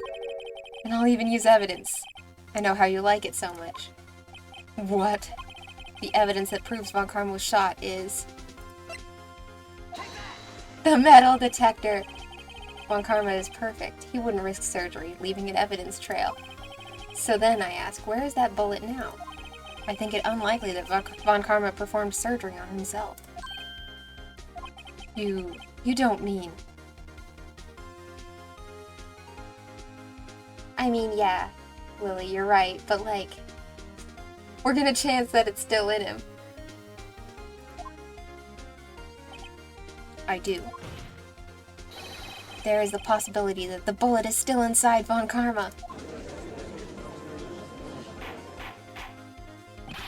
Is that even possible for all these years? Well, there's one way to find out. I happen to have this metal detector I've had strapped to my back for 3 days.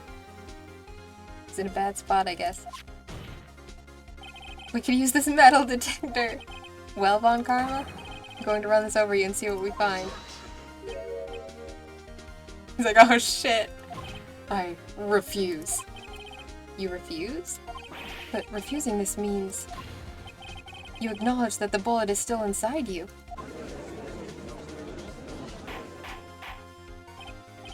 Order, order, order! Your Honor, the defense requests that we be allowed to use the metal detector. Judge, I call for a suspension of this trial. This is an invasion of privacy. The statute of limitations runs out on this case today. It was you who said we had to end it right here, right now.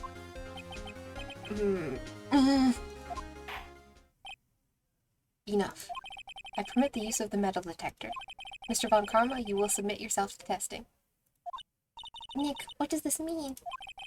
I don't know, but we have to give it a shot. We're gonna find out about his, like, metal replacement hip socket. He's old. It reacted. Something's inside his right shoulder. The bullet. Mr. Von Karma? You.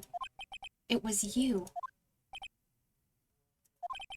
I was afraid this would happen, and so I remained silent. Indeed, there is a bullet in my shoulder. Yeah, he's gonna say it was a different bullet. However, it has nothing to do with this incident. What?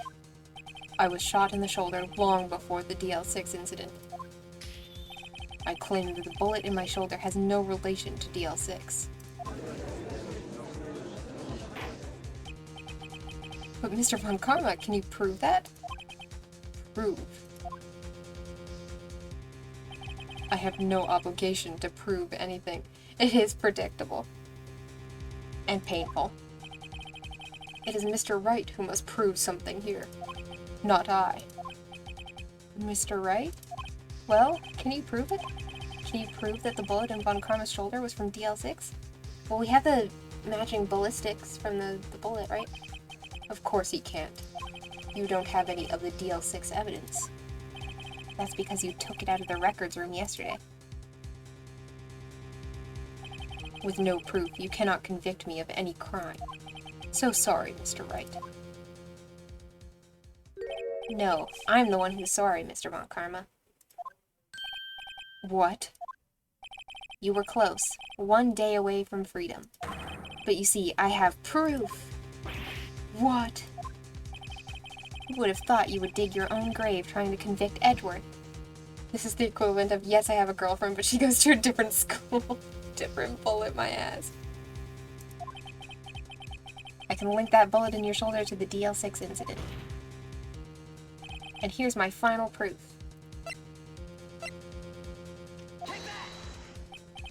That's a bullet? Where did you get that? This is the bullet used in the DL6 incident. This was taken from the heart of the victim, Mr. Gregory Edgeworth. The bullet is preserved quite nicely, with all the ballistic markings intact. Ballistic markings. You may recall the term. It came up in the first trial 2 days ago. Ballistic markings are the fingerprints of a weapon.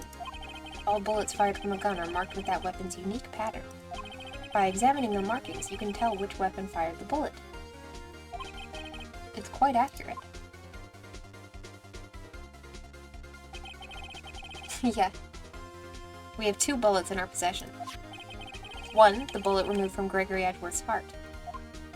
The other, Mr. Von Karma, is the bullet buried in your shoulder. We could analyze both bullets.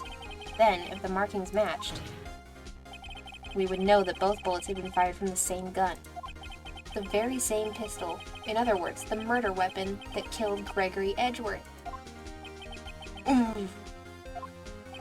Mr. Von Karma, you will let us remove the bullet from your shoulder. Then we'll compare the ballistic markings to those on this bullet. And solve this case once and for all. Well, Mr. Von Karma? Do we have time for that in one day? To have him undergo surgery to get that out and then do the ballistics on it? He's gonna do objection, nuh-uh.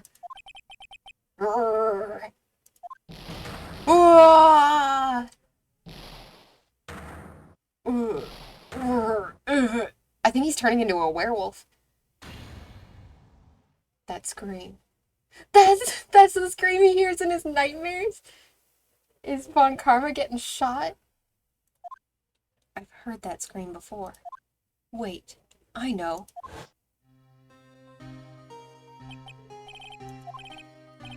I've read this already, I'm not gonna do it again. Stop breathing my air. Chuck the gun. Get away. It goes off. Fine. Warg. Man's digivolving in the courtroom. Real. It's that scream I heard in the elevator. 15 years ago. Von Karma, it was you who screamed.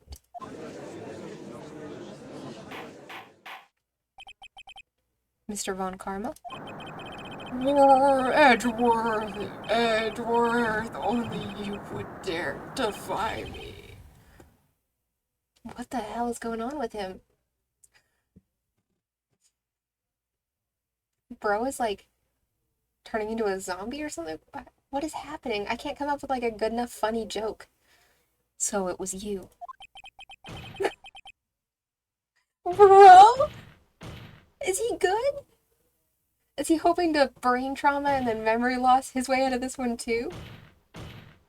Karma Jones. Someone get help for Karma. Someone call an ambulance.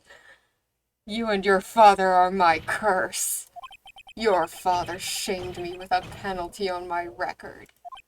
And you left a scar on my shoulder that would never fade. I'll bury you. I'll bury you with my bare hands. Dead. Dead. I think we're gonna be burying him in a second if he hits his head anymore. 15 years earlier. Chief Prosecutor, I am sorry. Von Karma, it's not like you to make this kind of error. I never would have thought that Edgeworth would be the one to catch you. I was careless. I'm sorry, but you will have to be penalized. I've covered for you in the past, but not this time. Edgeworth. It was a shock like none I had ever known. Me? Penalized? It took hours for me to regain my composure. Suddenly, I found myself in the darkness. I was in the court records room. I must have wandered in there without thinking where I was going. The room was pitch black. The lights must have gone out. I went out into the hall and felt my way to the elevator. I pressed the button, but nothing happened. Then, there was a noise. I was in pain, a horrible, burning pain in my shoulder. Just then, the lights came back on. The elevator door opened before my eyes.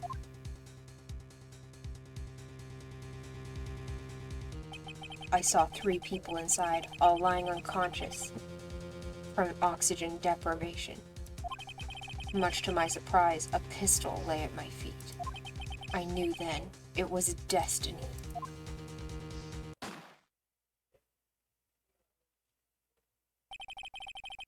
In his last moments, Gregory Edgeworth was still unconscious. He died, never knowing who had shot him. Later, he spoke through a medium, blaming Mr. Yogi. He was fooled. It was the perfect crime.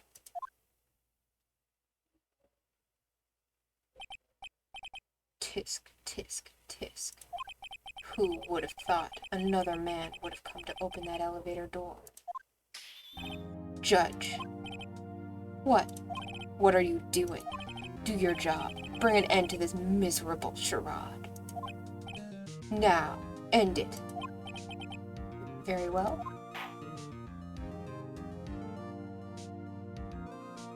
It appears that we have come to a very long way to the end of this maze. 15 years later.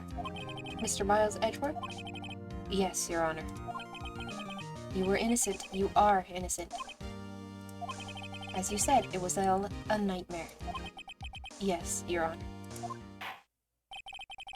This court finds the defendant, Mr. Miles Edgeworth, not guilty.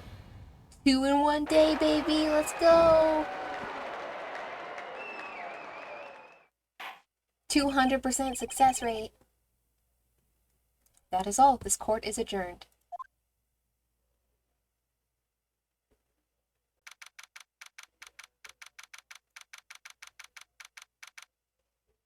Yeah, confetti in the court every time you win.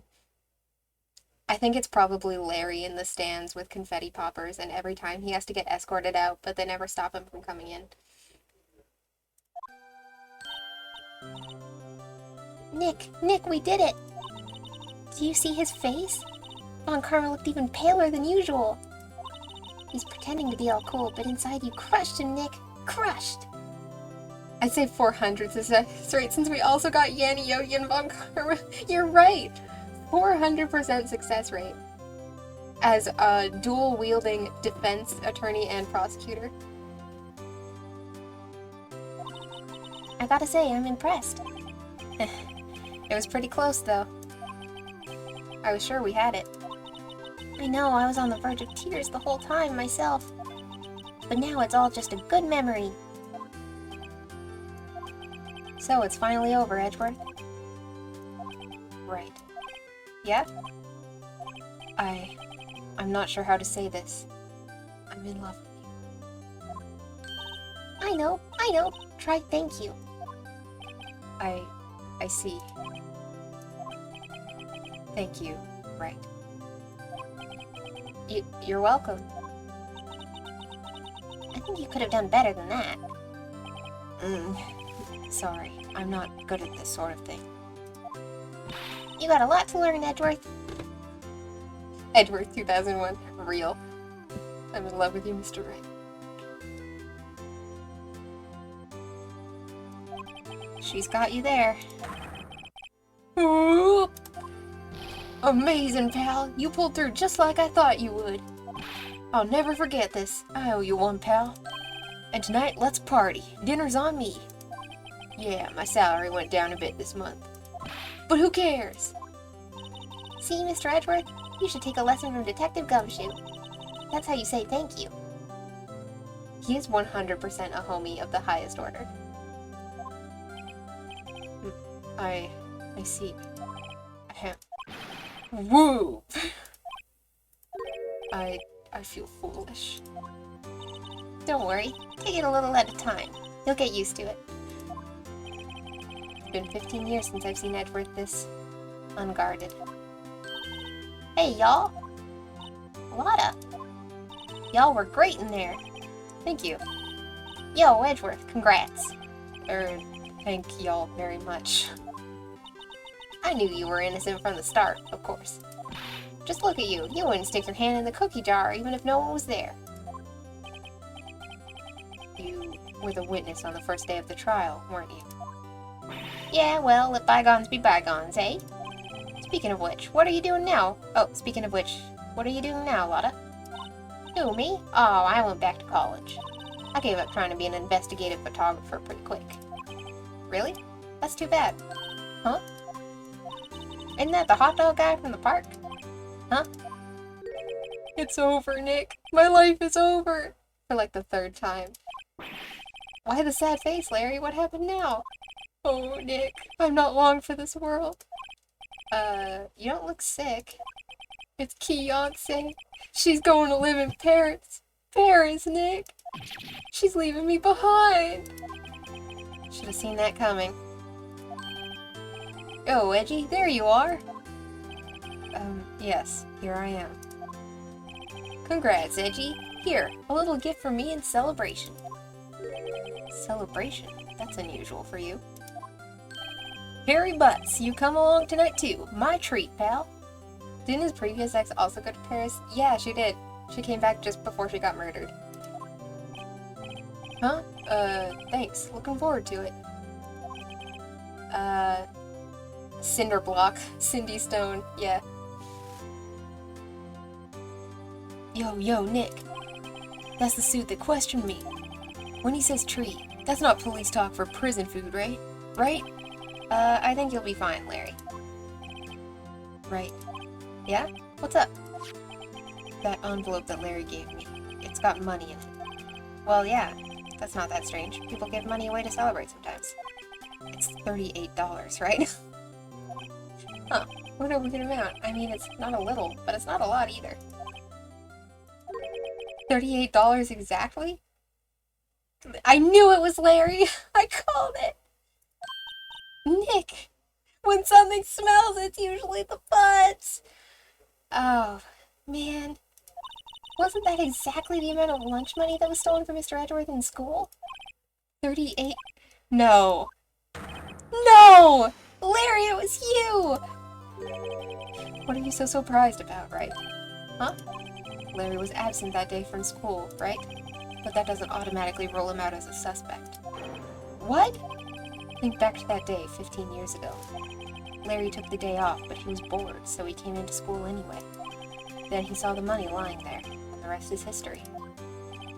I never was good at history. Heh. Edgeworth, you didn't know, did you? I suspected. I just couldn't picture Larry protecting you like he did that day. Everyone else was saying you did it. The whole class was against you, remember? Yeah, too well. Right, you may not know this, but we used to have a saying back in school. When something smells, it's usually the butts. I know. Really, Right. I'm surprised you didn't figure it out. Well, this sure is an unexpected turn of events, eh? Edgeworth. You should have told me! Now, Nick, it was 15 years ago. Don't you think that statute of limitations has run out, Mr. Edgeworth? I'd say so, yes. There you have it.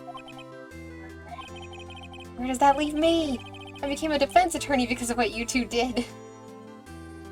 Even we figured it out and we didn't even go to that school, right? Well, you have always been something of an insufferable emotionalist. Yeah, and you get worked up too easily, too. Death! The death sentence for both of you! You kick Phoenix like the football. Jail for mother. Jail for mother for 1,000 years. Man, if only I had known I'd become a prosecutor. Same goes for me, only the other way around. For the longest time, I thought that I might have killed my own father. I thought I might be a criminal. I became a prosecutor in part to punish myself. If I had known the truth, I might have become a defense attorney after all.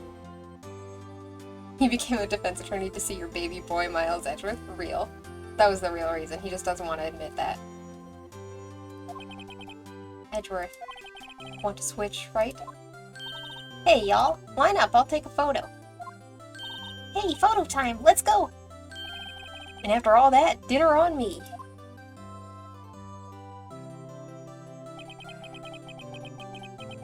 Detective Gumshoe took us out on the town that night. We celebrated Edgeworth's newfound freedom, even though Edgeworth himself was still in detention.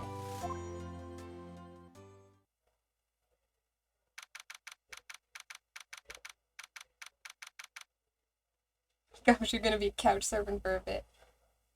I am winning! We just finished the last trial. And they all lived happily ever after, and crime was abolished completely, and there's definitely not 8 other games. Oh, I think I went a little overboard yesterday. Is this not the last trial? Is there another one after this one? I thought this was the last one. Oh, fuck, there's a bonus one, isn't there? Okay, I thought we were ending the game today, but maybe not.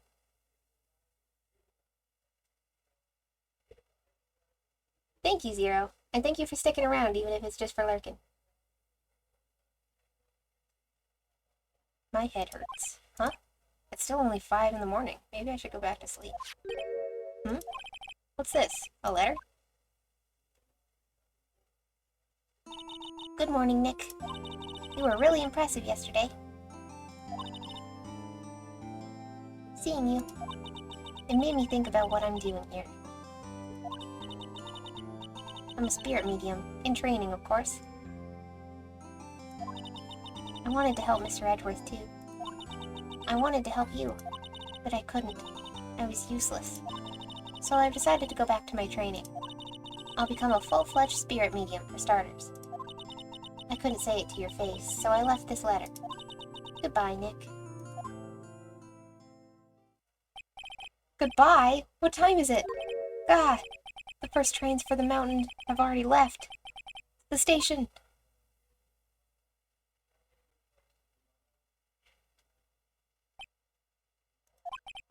I guess I'm too late.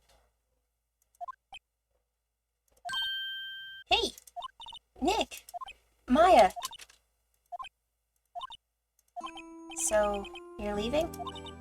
Yeah. It's hard being a spirit medium who can't talk to spirits. And I think you'll do fine without me, Nick. Be good, okay? Just keep it in mind. Hold it! Wait! What? I never could have saved Edgeworth without your help. Huh? On the last day of the trial, I heard her. I heard Mia's voice. You heard my sister? Yes, only her voice, but still. It was at the very end when I thought we'd lost everything. Well, that's my sister for you. Detective Gumshoe helped, and Mr. Grossberg, and even Larry. I'm the only one who couldn't help. I was useless, Nick. But you were the one who stopped Von Karma, Maya. Huh? I didn't do anything. All I did was wander around in a daze. Sorry, but I have evidence that you helped. Evidence? The bullet, right? A bullet? Von Karma was convinced he had taken all of the evidence pertaining to DL6. But you were the one who rescued the last piece of evidence we needed. This was the bullet that put an end to Von Karma. And you were the one who gave it to me. Nick. Thanks, Maya. I couldn't have done it without you. I'll be back soon. Huh? I'm going to complete my training and come back. Okay. I'll be waiting. Why did they let you carry that around post-trial, right? Shouldn't it be in an evidence locker or something? Of course you will. You can't run that office by yourself. You're hopeless. I don't know about that. So, this is it. See you soon, Maya.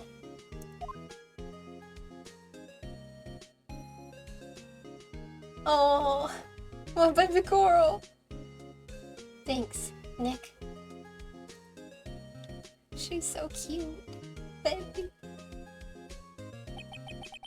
And so my story ends. Time to turn a new page. And say goodbye to the novice defense attorney that I once was. Now a new story begins. With the same old crazy cast of characters.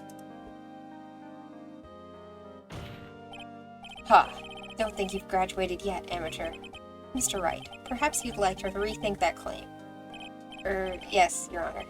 Uh-oh, I've had a bad feeling about this.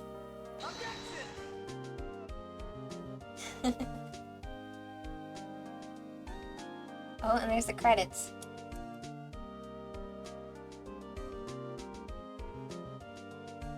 Hey, pal. Mr. Edgeworth came down to the precinct to wish me a Happy New Year. Talk about a pleasant surprise. Ooh, Detective Gumshoe. Then he hung his head low and went right back outside. Oh, buddy. Kind of like he was embarrassed or something. Strange, huh?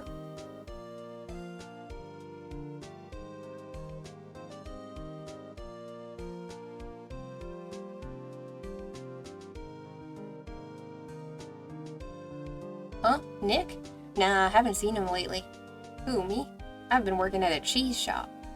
That Missy's a nice lady, but she's not exactly what you call a cheap date. Huh? Oh, she's in Hawaii right now, yeah.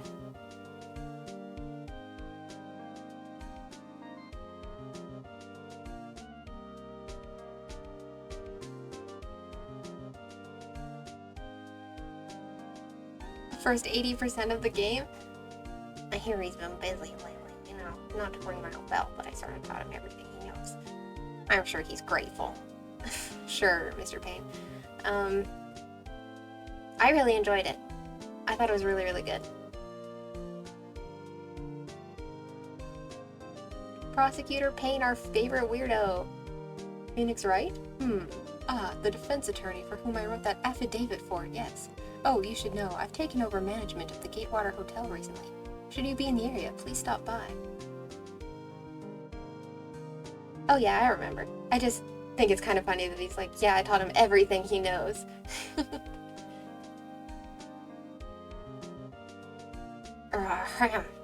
Oh, it's you. Phoenix Wright? Ah, yes. Mia's understudy, was he not? I wonder how he's doing. Haven't seen him of late. Ah, the days of my youth. Like the scent of fresh lemon, you see. I mean, I guess. I definitely knew the tutorial beforehand, though. So, like, I already kind of knew what I was doing. Phoenix Wright? Is he an actor? Well, I'm not buying it. You can't be a star with a name like Phoenix. Didn't know that on DVD some of the box. Now that I know what a DVD is, what is everything? Ah! I can never keep up with her.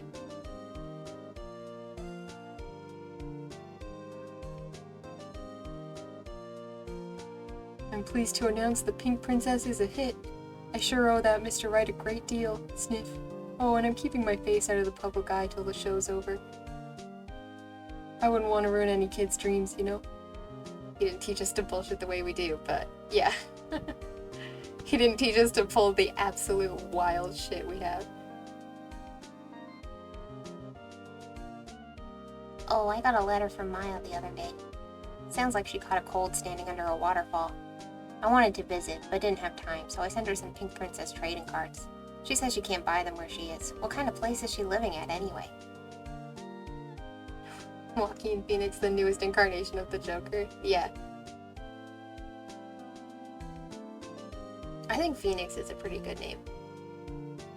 Right? Who's that? You wanna talk? Let's talk Pink Princess, alright? But, you know, I snuck into the studio the other day. And I saw her. The one inside the Pink Princess suit. Ugh, what a dog. It was kind of a shock for a boy of my tender age. Yikes. Someone talked to that kid about, like, misogyny. Yeah? That is a good name. Me? I'm in training to become a paranormal photographer. You know, that picture I took of everyone? Well, just behind them there's a ghost. For real. Now that's talent. I'm gonna be famous. I will throw a child.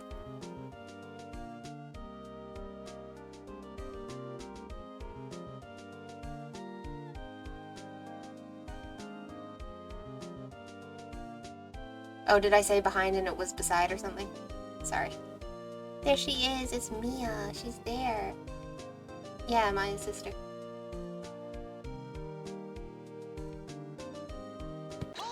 Hold it! No! The bonus! Brand new episode has been added. Oh, she said behind. Okay.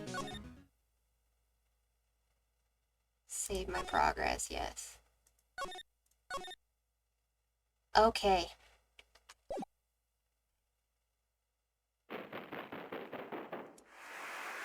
Oh, I guess we're getting a little teaser of the next time to save your game. We're getting a little teaser of what you'll see next week, I guess. Hey, yo, there's animation? What? What the fuck? Huh?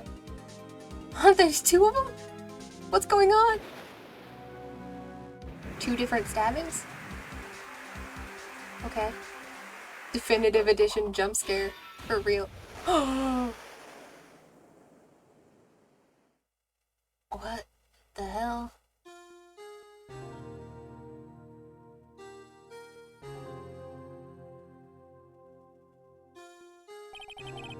It's 2 months. Okay. We're gonna stop there. This like case is like 15 hours on its own? What? Shit. Okay. So it's gonna be a while before we get to the next game. Hang in there, guys. It's Ace Attorney for like a little while. Okay, I'm not gonna save so that we can review that next week.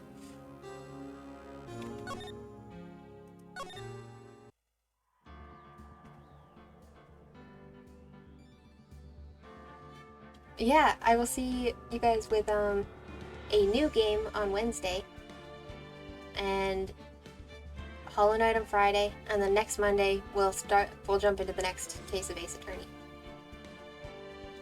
See how much of that we can cover in one day. Marathon, yeah. I plan to eventually have like a VOD YouTube channel, so I'll upload all of the stuff there if you want to like watch the whole thing. I just haven't gotten around to it yet, but I have been recording all of the streams. With that being said, is there anyone we can raid right now?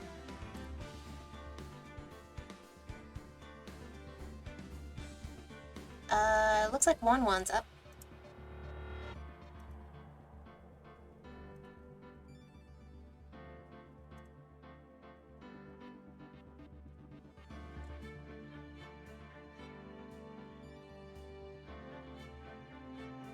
Alright, I will see you guys on Wednesday. Bye-bye!